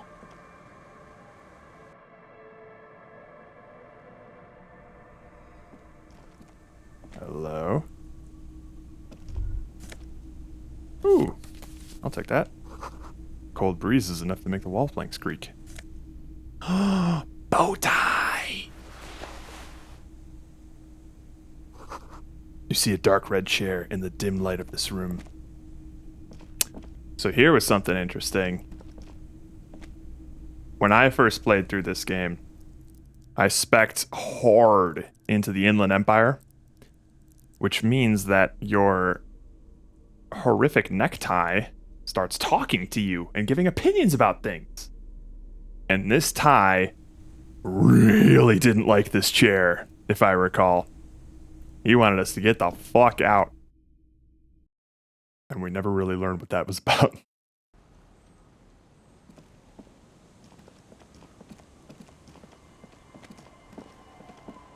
Wait, how's my, what's in my inventory here? We got our RCM Commander's Jacket. +1 to Esprit de Corps, United in Black. And +1 Visual Calculus with a sharp eye. But the bow knot, though. +2 Drama, the theater, kid. You're sure that wearing this tie is a statement. You're not sure what kind of statement, though. Ooh, 1162. A dented stainless steel container for transporting and storing heavy fuel oil. A logo on its side has been partially stripped after years of use. The government-issued red dye fuel oil inside looks like paint, though it smells much, much worse. We got motor fuel, baby! Let's go. Hey, look, it's me. Thick blue piece of acrylic covering a thin leaf of paper with the officer's name on it and rank. Name and rank. Next to the writing, you see a man stare back at you, a younger version of you, already disintegrating inside, but still presentable on the outside. A police badge on which you see the photo of a man. You. Some seaweed is stuck to the back. I found my badge! The man in the photo looks at you solemnly. Study it. Encased between two durable plastic sheets is a bluish card with lines of information and a watermark in the shape of the street grid of Revachol West. You see a photo, a name, a rank, a document number, the date of issue, and in the lower right corner, your precinct. Let's look at the photo. The man keeps winking at you with his green-gray eyes. The photo is old, no doubt about that. But the badge is new. You used an old photo for a new badge. How old? 8, maybe 10 Oh, God. years. The guy in the picture is rather good looking. He's got a nice haircut and is distinctly lacking in massive sideburns. And he's winking? Why? What do you think? His face is already contorted by the expression, although it looks less grotesque on him than it does on you now. The badge in your hand shines as you rotate it, catching light. You see lines of information on it, and a shining watermark. This document confirms it. Harrier Dubois, i.e., Harry is really your name. That's what it says on the badge. No more information is provided. You should look at the badge when Lieutenant Kitsuragi. Fair enough. He could help you make sense of all this. The badge in your hand shines as you rotate it. What's this? 6 crumbling petals rest on your palm. They're white, a bell-shaped crown. Somewhere in central Jamrock, Lieutenant Kitsuragi steps into the public library. Rows of shelves pass on either side. You feel he should be here for this, for in-depth flower analysis. Fair enough. Let's continue on our adventure. Can I get up there? Nice. Sounds of life in the north. A washboard scrubs filth from fabric. Hang on.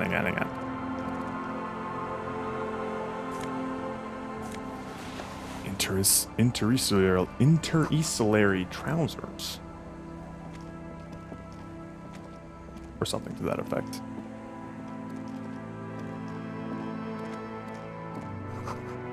Cinder blocks charred. A makeshift fire pit with magazines for lighting. Quick travel? Okay.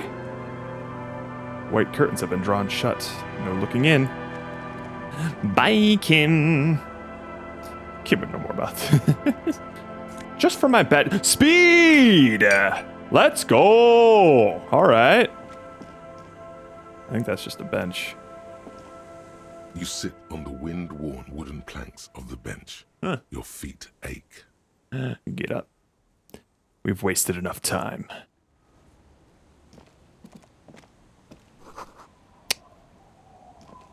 Oh, hello. Hello.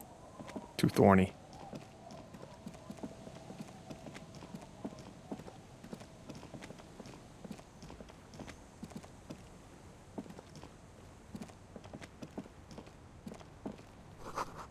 A whetting stone, well worn and covered in rust. Oh, hi, lady. Hang on one sec. Money. Construction material. Whoever planned to build this house left in a hurry. The street sign is illegible below the graffito. The woman next to the bucket of clothes hums an odd melody. Her eyes are closed. You're not sure about the melody, but it might be South Samaran, possibly Sigayan, also known as the Apricot Suzunti. Welcome to the fishing village. Please lean in closer. I have cataracts. Then how does she know you're here? If you can't see, then how did you know I was here? I still have a golden ear. Come, come. Oh, welcome, police officer. We don't cause any trouble around here. And we don't want any trouble either. I'm a cop. I don't cause trouble. I take care of trouble. I'm a cop. Hellraiser. Click, click, bang, bang. Finger pistols, baby. No, you're not. I've seen you around here before. 12 years ago. Whoa. You didn't raise any hell. You were quite helpful, actually. But still, in Martinez, you're considered an ill omen. Wait, I've been here before? No, not you personally. I meant the RCM. Some of the men got into a fight. One of them killed another. Locked himself in that woodshed over there. She points to the building behind her. He was brooding, needed some help opening the door. You got it open for him and took him to think about what he'd done in a more secluded place. Somewhere more quiet. She says it as if he was on some kind of spiritual retreat. Kind of ill omen are we talking about? Oh, the usual. Dark tidings. Black hound. I am an ill omen, all right. If I'm considered an ill omen, why hasn't anyone told me that? Maybe they are afraid. Why? Because you're an ill omen. But you're still welcome here. As long as men with guns aren't chasing you. And maybe even then. Because that's the kind of fishing village we've built. I'm sorry there's not a lot of room to park the motor carriage. And not a lot of houses. Or a lot of people. My kids are long gone. Searching for treasure. So are others. I don't think I need to worry about my motor carriage anymore. Ah, look at me ramble on. What brings you to us? Where could someone stay around here? Stay? Most people here are trying to leave. That said, if lodgings is what you're looking for, I've got a free room in the shack. Her soapy thumb points to the building behind her. I don't know if I can afford a place to stay. I won't charge you for it. Take it as a gesture of goodwill from the village to the RCM. Ooh! Wait, hold on, you're just giving it to me? I'm not sure it's appropriate for the RCM to accept free accommodations. There's this guy, Gart, who makes me give him money every night just so I don't die out in the cold. Okay, I'll take it. Complain about Gart. That's exactly how they get ya. That's what I'm saying. Why we built our own cinder block houses on the seaside. So we don't have to give money to those crooks. We might not look like much, but they are ours.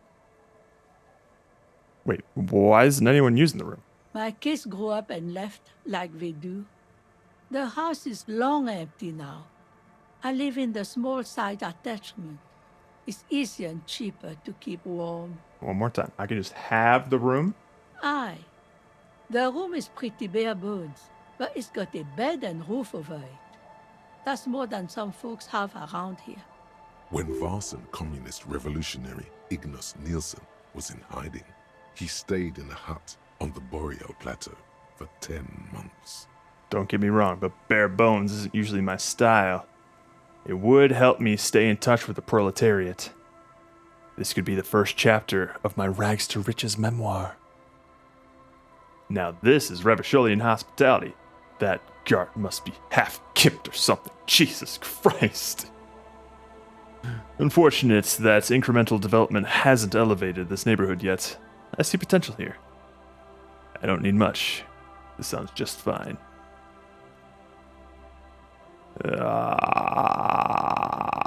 Surely not the first one.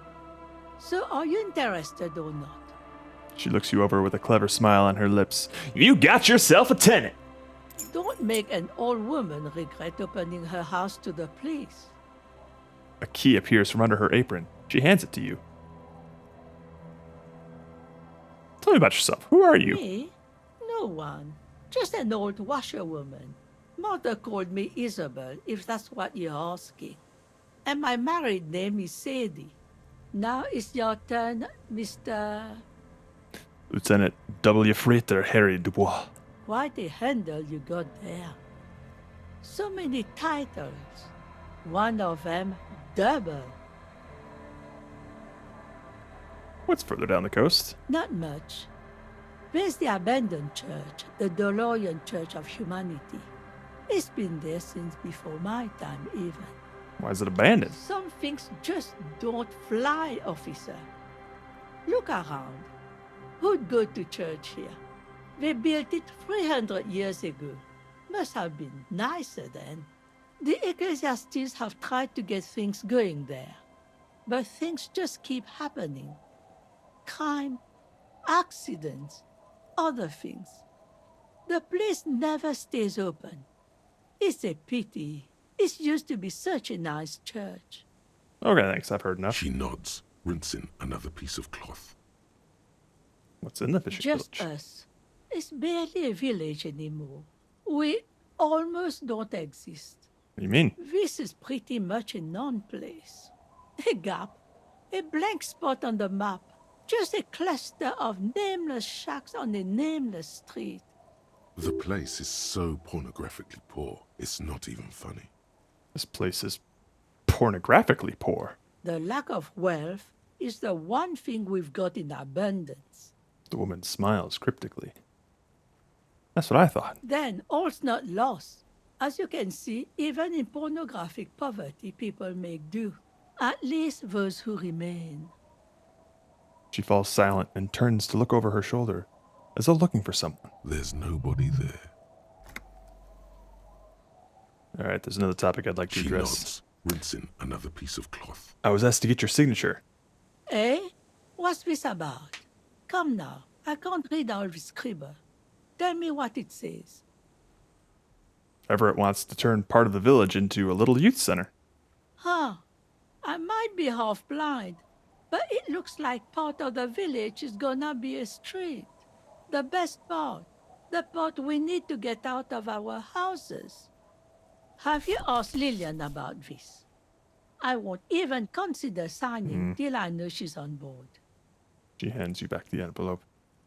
Wait, where can I find her? She's right over there. The dark-haired woman, leaning over the railing. I'll go ask her first then. Yes, you do that. Can't let fat Mr. Clare down now, can you? Oh, we disappointed her. She is not impressed by a cop running errands for a local bigwig. Not at all. Goodbye, I'm off. No take backsies on the free room. Bye. Money.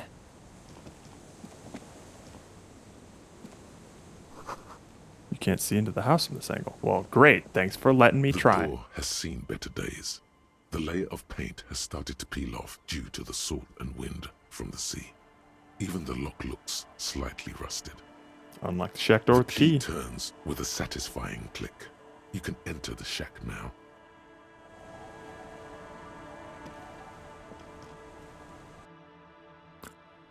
Oh, let's fucking go. Quick save. Ba-na-na. Mm-hmm. Ba-bum-bum-bum. The floorboards creak under your step. This intricate heat engine hums quietly, giving out a pleasant warmth. Well, this is a cozy place. Old science fiction magazines, books about birdwatching, an almanac from '39. You see the waves, the sea, a church. An old mirror hangs on the wall. You see the reflection of your face in it, adorned with the expression. On the table, you see a bowl of water, a rough soap, and next to it, a small hand mirror. A straight razor soaks inside the wash basin. Is shaving the right call? The water reflects back a vague image of your face. Nose bulbous and red, hair unkempt, wrinkles lining the eyes and forehead. The stash is gigantic. Alright, this is an important choice.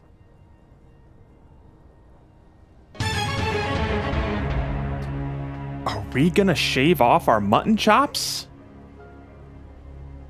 We getting rid of this shit? Or are we gonna keep them? We're gonna keep our bustling facial hair.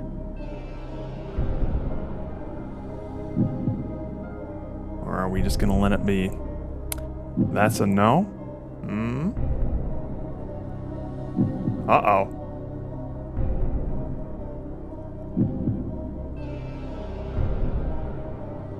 What's it gonna be? You better not. Yes is to cut. Yes is to cut it.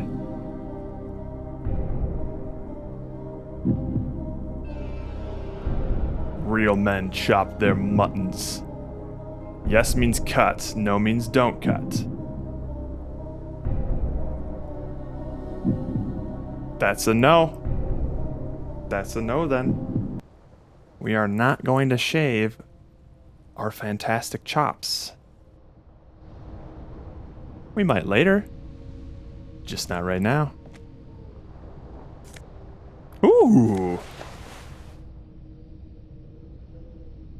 The bed is comforting, if a bit run down. Still, you've earned a rest. No time to rest yet. I've got crimes to solve. That was a close call. We almost lost our entire masculinity. Inside you hear the cozy sound of some kind of heater sputtering.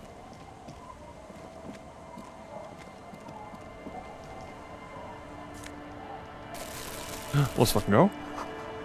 What are these doing in the fish? Oh, what? Squeaky boots! Let's go!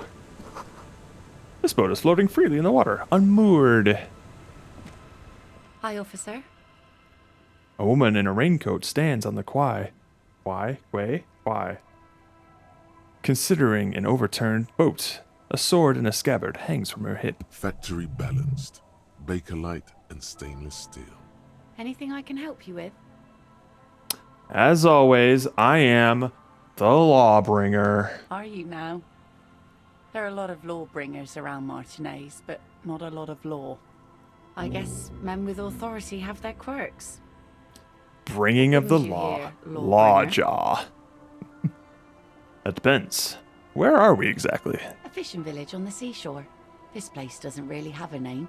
It's sometimes called Elysium. Why? The sign on the street leading here is illegible. Has been since they built this place. The wind rattles her earrings. I have questions. The first is, what is your name? The name is Lillian. People call me Netpicker. I think I have time for questions, and that was actually the second one. Indeed, you're always confused as to your whereabouts. I'm looking for someone. Maybe you can help? Let's see.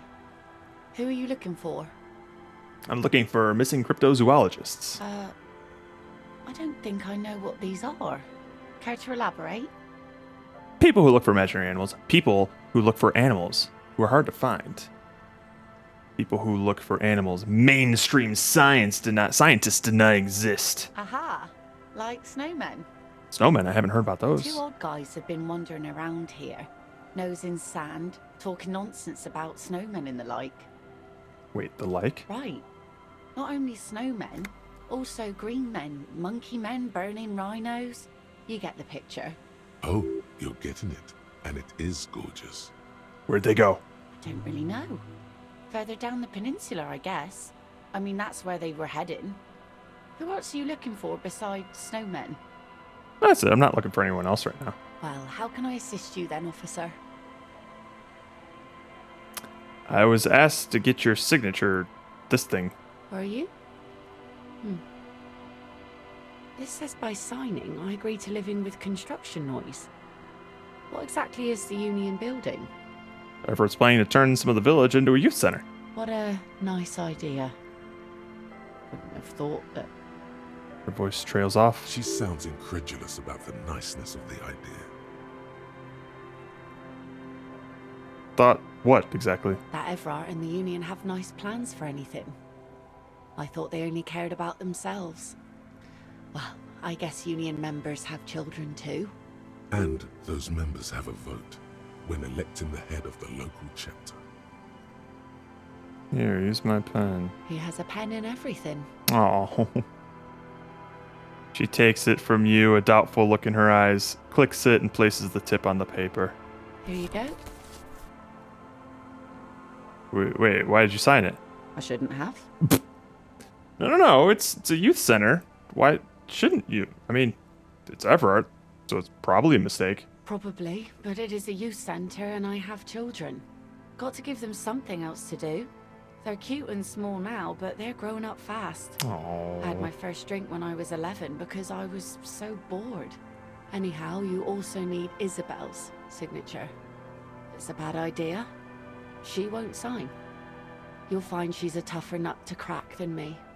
Sound logic. Division of labor. She leaves the skepticism to the skeptic. Nice sword. Does it come with a story?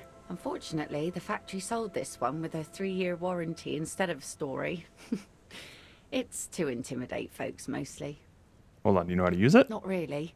I know some basic moves, and I know it sure as hell beats a knife when you're in a tough spot. But not when you're in a tight spot.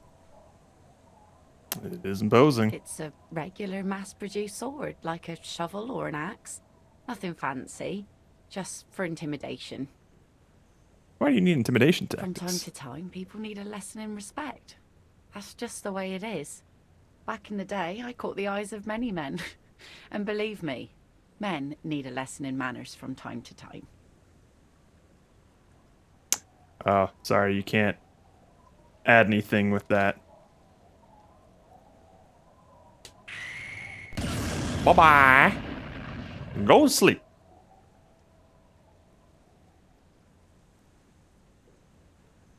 Can I borrow that sword? No, I'm afraid not.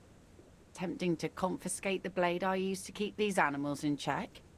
You would put me in an early grave. Figures. Typical patriarchal nonsense. Masculinosity. Sure. Venomosity. Oh. But boys will be boys, and God knows we don't have many around. So far, the sword has been enough to keep them in line. So where are all the men now? Some went to patch their wounds, their lesson learned. Others were more thick-headed. And one of them, I ended up marrying. Where's your husband now? Gone. Ooh.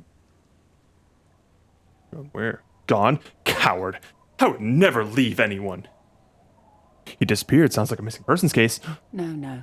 There's nothing to find. He's dead. Lost to the waves. That's bad. What happened? Oh. Say no more. Wait for it to continue. He died? Was he murdered? Yeah. By Oh, himself. fuck. Inadvertently. He never respected the sea. Went out there drunk like a skunk, and sure enough, one day, he didn't come back. I am so sorry. Now, before you tell me how sorry you are for my Oh, loss, fucking know God. that it was 4 years ago, and I've moved on. There's only so much mourning you can do for a drunk with sinewy muscles. Yeah, death is nothing. I shit on death. Time really is the best cure for sorrow, isn't it? It's healthy to let go and move on. Gotta keep the wheels spinning. Shit on I death. don't. But us working folk don't have the luxury to be bedsick with melancholy. I buried him, and moved for an appropriate and Life didn't really change that much for me and the kids. She glances at the village where two little kids are playing with what look like rocks. This is neither a touchy nor a very interesting topic for her.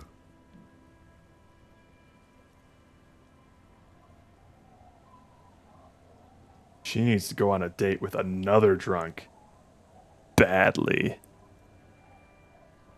We need to find a good spot. If we want this to actually happen, we need to find a good spot.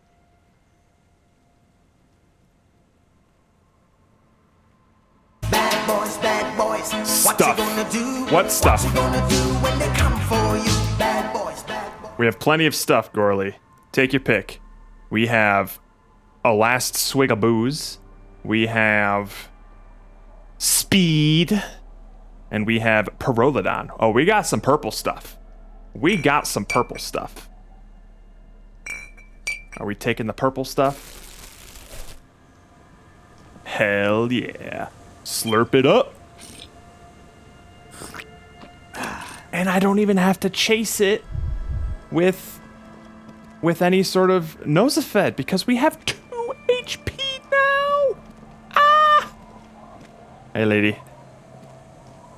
Our tenant, the policeman. I hope the waves don't keep you up at night. What can I help you with? I got Lillian's signature. Will you sign the papers now? Lillian should let her sword make her decisions. The girl just doesn't have the head for it. Either way, I won't sign. Wait, you promised. You need to check your facts, officer. I said no such thing. Her bony finger is pointing at you, soapy water dripping on the skirt. Are you running around with a colostomy bag? No, it's a plastic bag that I keep all my returnables in. True. She only said she wouldn't even consider signing before Lillian. So it was a test? Lillian's not the only one who's too thirsty. She wanted to see if you would do it, and if she would. What do you have against the union? I've seen it all before. You think they've got our interests at heart? Rich men are always selling poor men promises they never planned to keep. She pulls a dark red rag out of the bucket and puts it back. Then the poor get pushed out of their homes and the rich get a little richer. That's the way it goes. So no, I don't trust the fat man, and neither should you. In her mind, the Union is right-wing because Everard is fat. It's that simple, and there's no changing it. I don't know if I want to do that. Hello, children. The scruffy-haired little boy kicks a stone. He can't be more than 5 years old. The other one looks indistinguishable from him. He watches his brother kick the stone with his tongue lolling out of his mouth.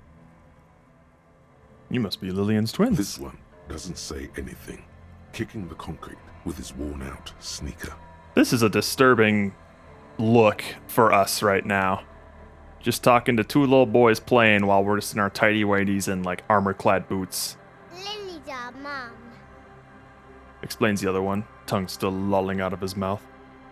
I already said that. The stone kicker laughs suddenly. It's your guys' fault. Is too large for his shoulders. The other one laughs as well.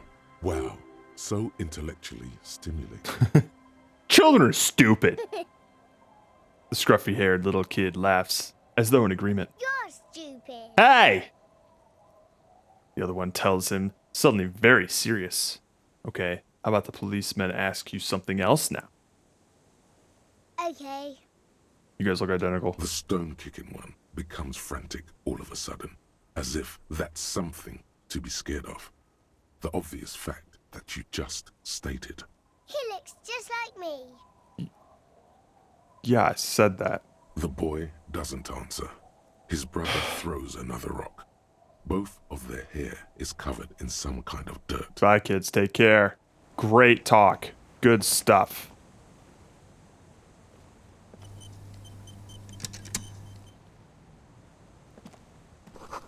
Hard to see the details. The color's all warm and welcoming or cozy, though. A flower. A flower trot which nothing grows. Maybe in spring. Can we go in here?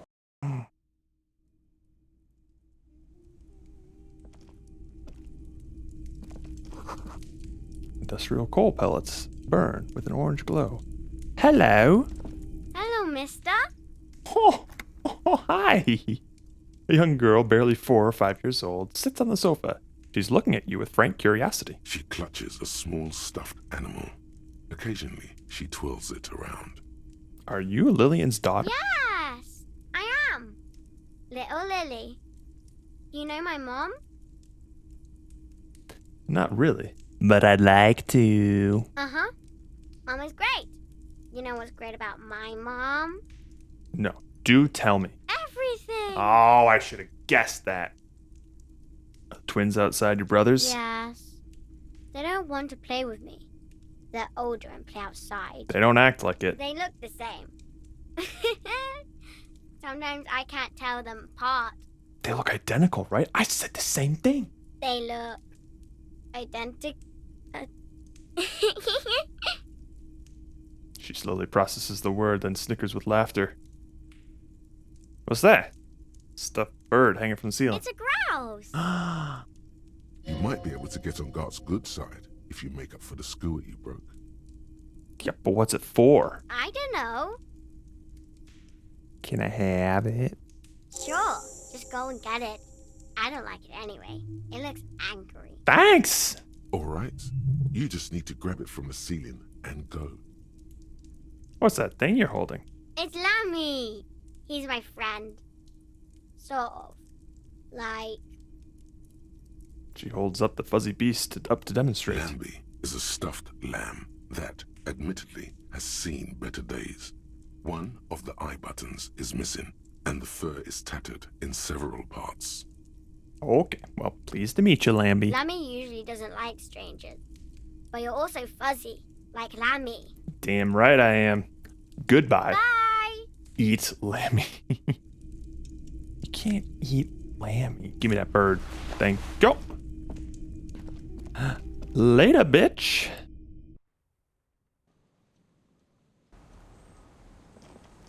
Alright, no more talking to kids in the tighty whities. Hello? Gimme. Hey, there you guys are. What's up? Hang on one sec.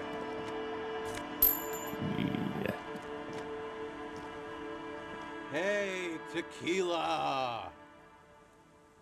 A 30-something man clad in a two-piece licora, trademark, tracksuit, puts down his pilsner and extends his hand in greeting. Good to see you. How's business? How's the whole reality situation treating you? Shake his hand. So what's happening?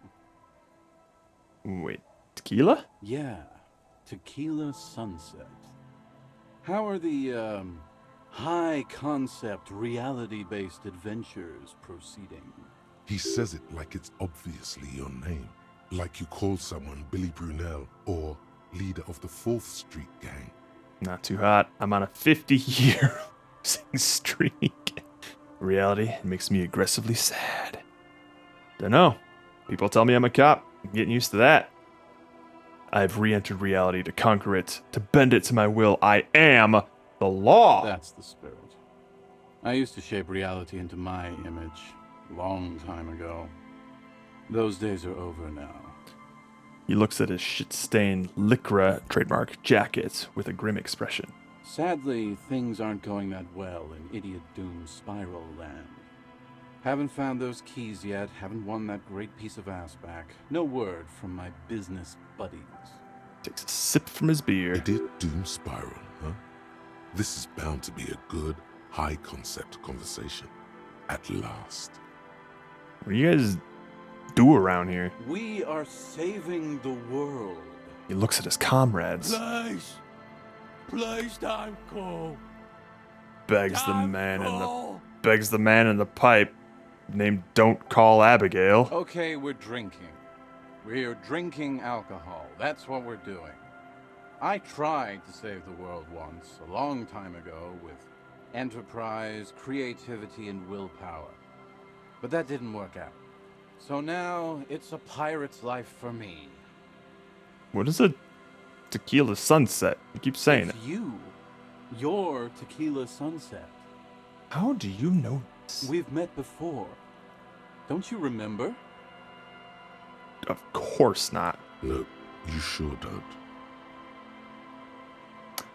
What up, Rick? How you doing? No? Aha.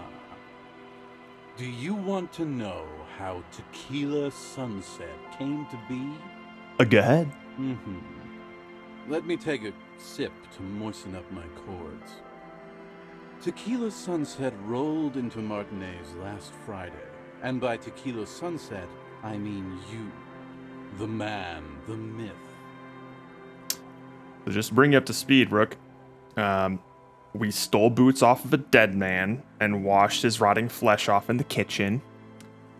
And then we bagged up the body and sent Kim to take it off for processing. So we are running unsupervised on the harbor side of town, which we have never explored. So it's been going good. We're just hanging out with some hobos right now. Hey, let's not jump ahead of ourselves. This is your story. Stop interrupting. Takes another sip, then continues. You got here on Friday to solve a case, hoping to be the early bird who gets the worm. And by the Some worm, corrupt I mean cop the stuff. buzz. Because as far as I know, all you did was get piss drunk. Word on the street is you went around the local hostel telling people that you're a police officer, and that it would be really fucked up if you shot yourself in the head right in front of them. Right. That's pretty high concept, if you ask me. It is. What happened then? It was a late Saturday night when we, the Union of Moribund Alcoholics, were getting our drink on. Nothing remarkable about this. We get our drink on 24/7. Makes everything warm and glowy. I trust you know the feeling. One moment we hear the sound of a motor carriage revving up somewhere on the plaza, followed by a series of dings and bangs. Do you remember the sound of wood cracking? The billboard? Naturally, loud noises pique the interest of anybody owning a pair of ears. That's just the reality we're in. Naturally. Anyway, there was a brief silence. A gasp of silence, if you will. Followed by a real commotion. We heard the carriage careening towards the coast at top speed. Sounded like someone jumped the canal. We grabbed our brewskis and rushed to the jetty. Never underestimate the speed of an alcoholic. What we saw was a sight to behold. A beat-up police carriage containing you. Right there on the beach. You revved the engine and screamed at the top of your lungs, "The time hath come!" Oh, we were badass. So, naturally, being the curious cat I am, I asked what time hath come. To which you replied, "The time hath come for Tequila Sunset, the end of all things." Say nothing. It's more dignified that way. Every word I said was true. Tequila Sunset will break the looms of reality. Yeah, looms. Why not? Then you jammed the pedal and plowed right off the jetty and through the ice. The muscles in your right leg tense up. We ran towards the ice whilst you crawled your way out, miraculously unhurt, covered in seaweed and shit. Like some kind of sea monster. When we finally Fruits got of the there, you were loom, sitting on the even. beach crying. That's my uniform you said right that your now. badge and uniform were in the car. It was too late to get in there, though. The carriage had sunk too deep. In this way, you and your motor carriage have a lot in common. Recognizing a brother in need, we offered our condolences and invited you to party with us, which you naturally agreed to. Naturally. We asked about the whole Tequila Sunset thing, and you told us it was your name now, and insisted that we all call you that from then on. Wait, so is Tequila Sunset an event or a name? Yeah, Tequila Sunset sounds pretty good. Yeah, I agree. How long did we party for? Hours. It was an all-night drink-a-thon. Then, at some point, I think it was Sunday morning, you got belligerent and wanted to talk about Revacholian women. How they're beautiful and also whores and so on. I should probably How go. one of them fucked you real bad. After a short while, you crossed the event horizon, looked sullen, got up, and left without saying anything. No, that's a story. It was the greatest thing this fishing village has seen since Rosemary tried to use a crab to open his beer. Oi, That was a classic too.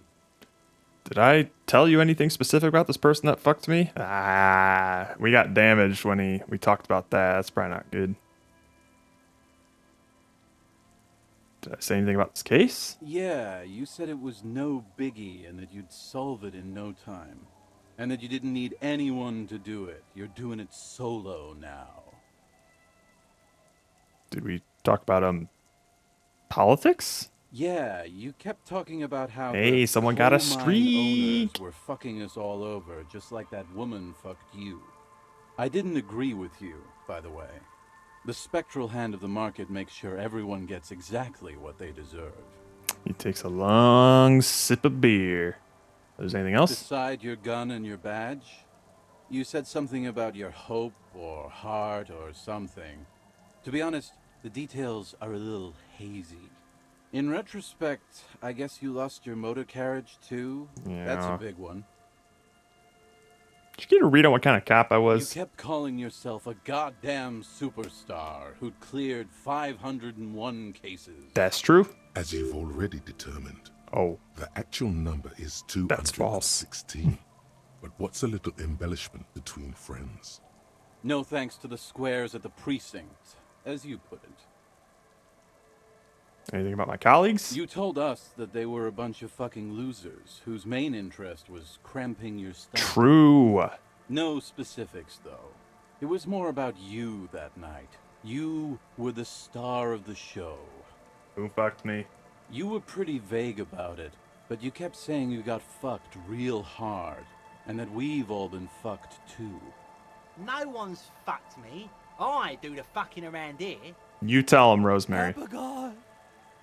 It seemed pretty painful, to be honest with you. If I had to guess, I'd say you're still working through some shit. Alright, I don't need to hear anymore. It's a hard thing for a man to confront his past. That's why I avoid mine at all costs. You seem like you're characterized by your storytelling ability. Wanna tell me another one sometime? Whoop-de-doo. So now I'm a fucking storyteller. Yup. Right. Why not? Better than a beach bum. Yes. Wanna tell me how you became Idiot Doom Spiral? It depends, really. Are you willing to help me out? You might get scammed here. I have a feeling this is gonna cost me a lot. No, the reality of the situation requires a rather modest contribution. A little motivational package. What do you need? Booze. Oh, Did you well. already forget our party? The thing I relayed to you earlier. So, have you got anything for good old Idiot Doom Spiral? A bottle for a story. Seems fair to me. I mean, we only have one sip left of that bottle. Why not? Classy. He snatches the bottle and pushes the cork through the bottleneck. Hey, Spiral Boy, you gonna share that? One of the other bums interjects. Call Abigail. That dude's fucked. Shut up, guys. I'm telling a story here. Something happened to you. Something happened to me, too. My actual name is George. But around here, you already know. I was once a reasonably high net worth individual. A founder/junior partner at a high concept creative services agency.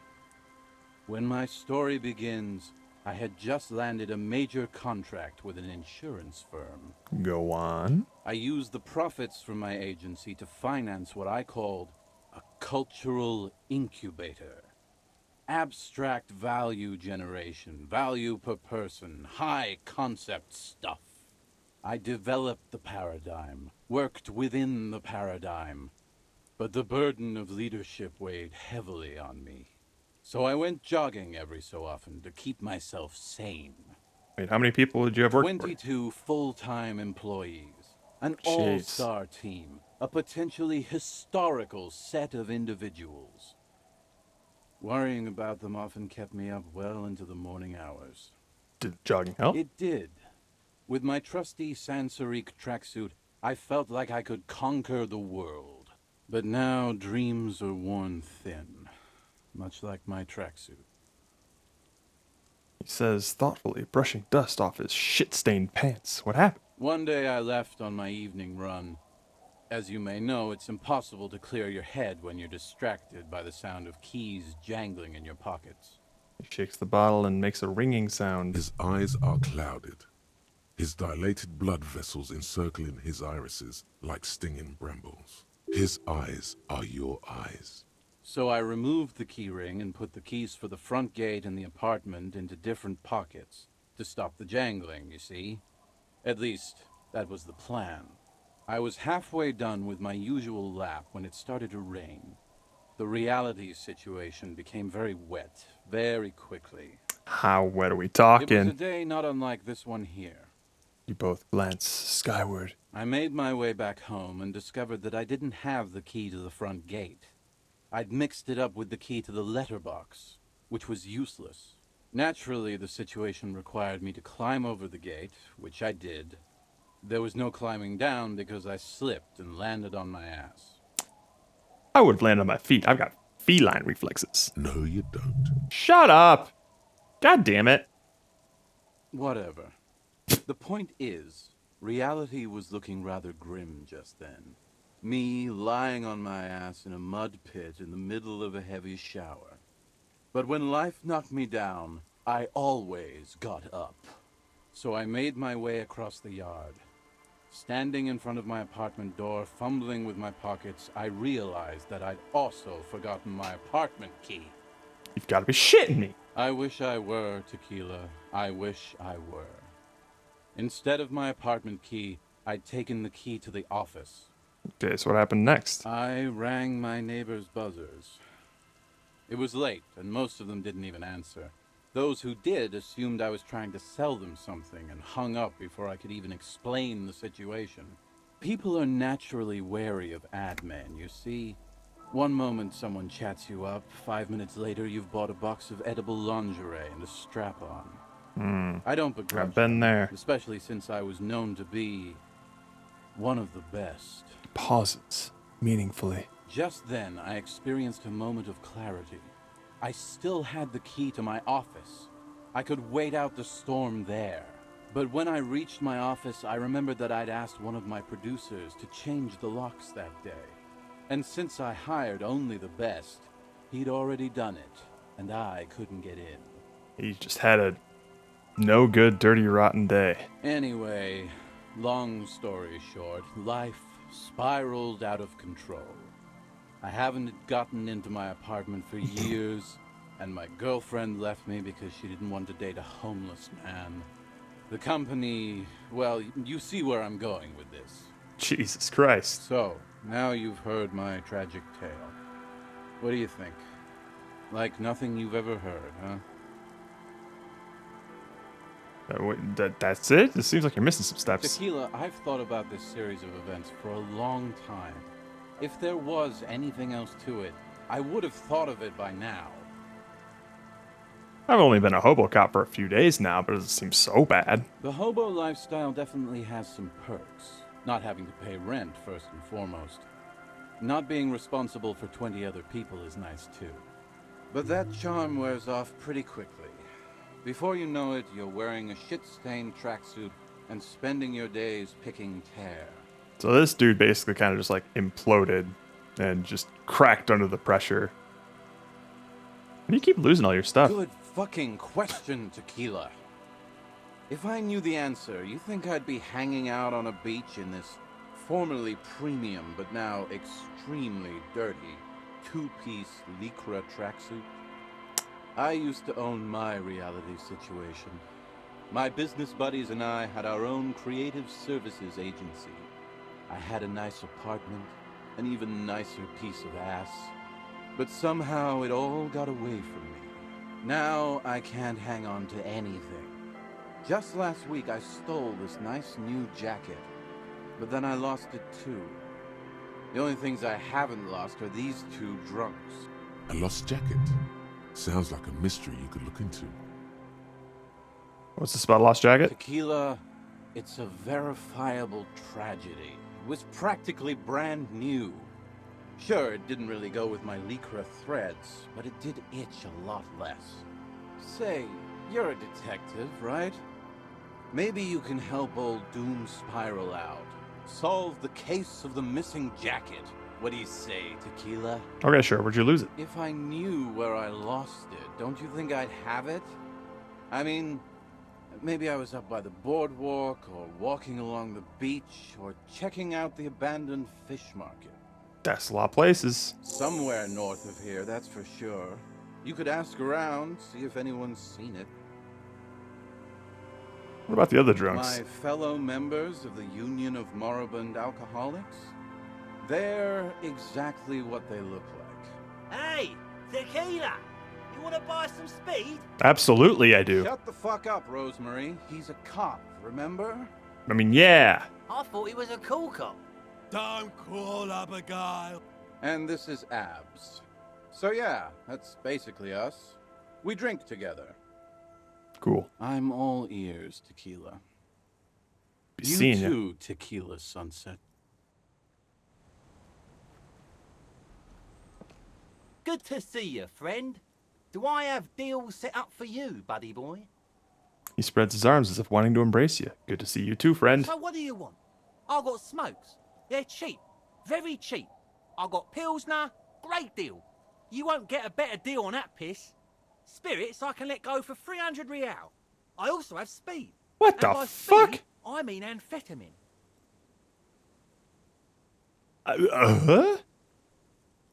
Blue medicinal spirit. Here's the money for the 300.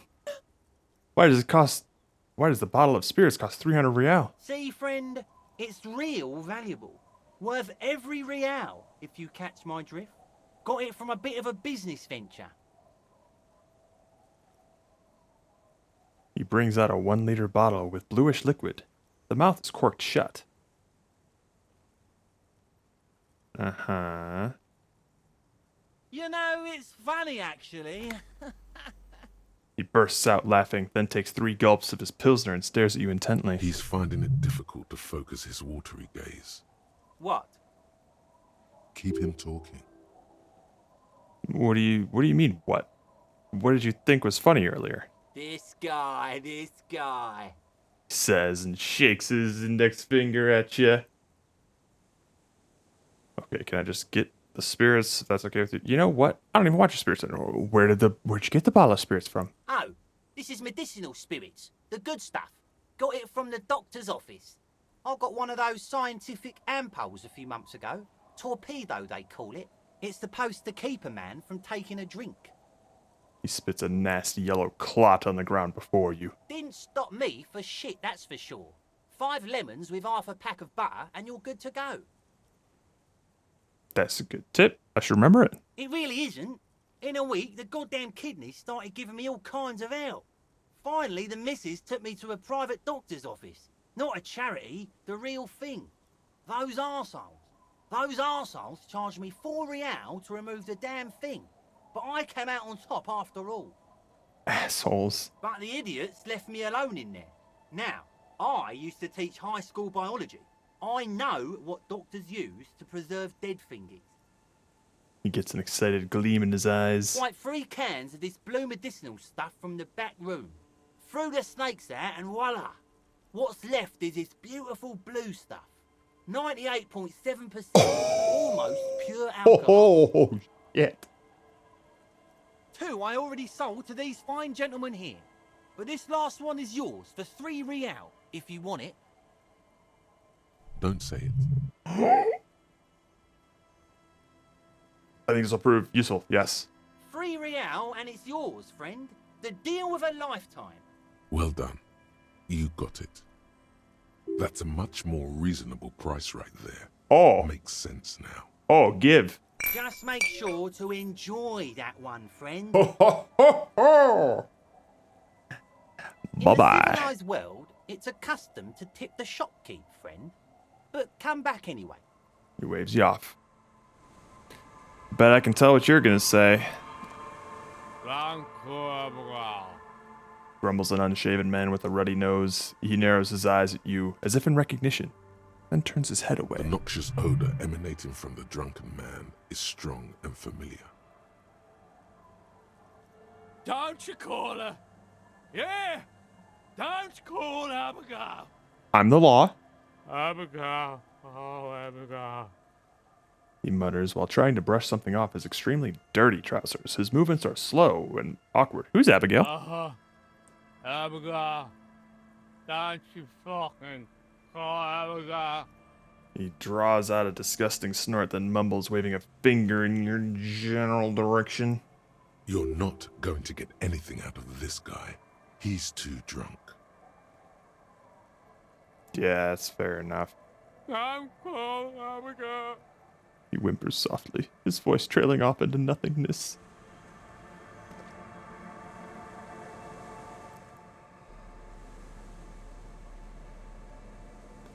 Look at that.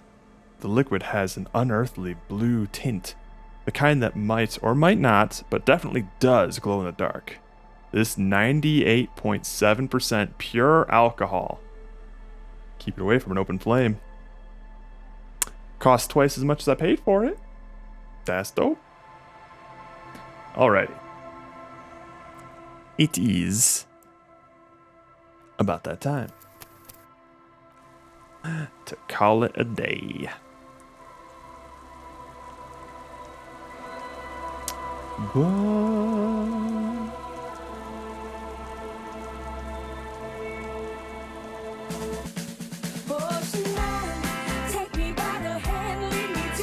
These things seem kind of loud.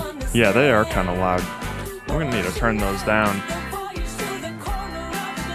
eventually. How about just that for now? Let's see where we're going. Soaking up the first of the land, ocean land. Ah, hell, let's go to Silver. Silverstone is playing some Mario Party 3. That looks fun. Like that. Riyadh. All right, we will be back tomorrow. I think I've decided on what we're doing to replace Sonic Adventure 2 Battle, but I'll let it be a surprise. Saturday will be more Metal Gear Rising Revengeance, but Friday will be a surprise, perhaps a spooky surprise. That's currently what I'm looking at. We might go back to our horrific roots, but that will be revealed tomorrow. Speaking of tomorrow, I will see you then. Love you, miss you, mean it. Later, Cabbage Patch. Bye bye.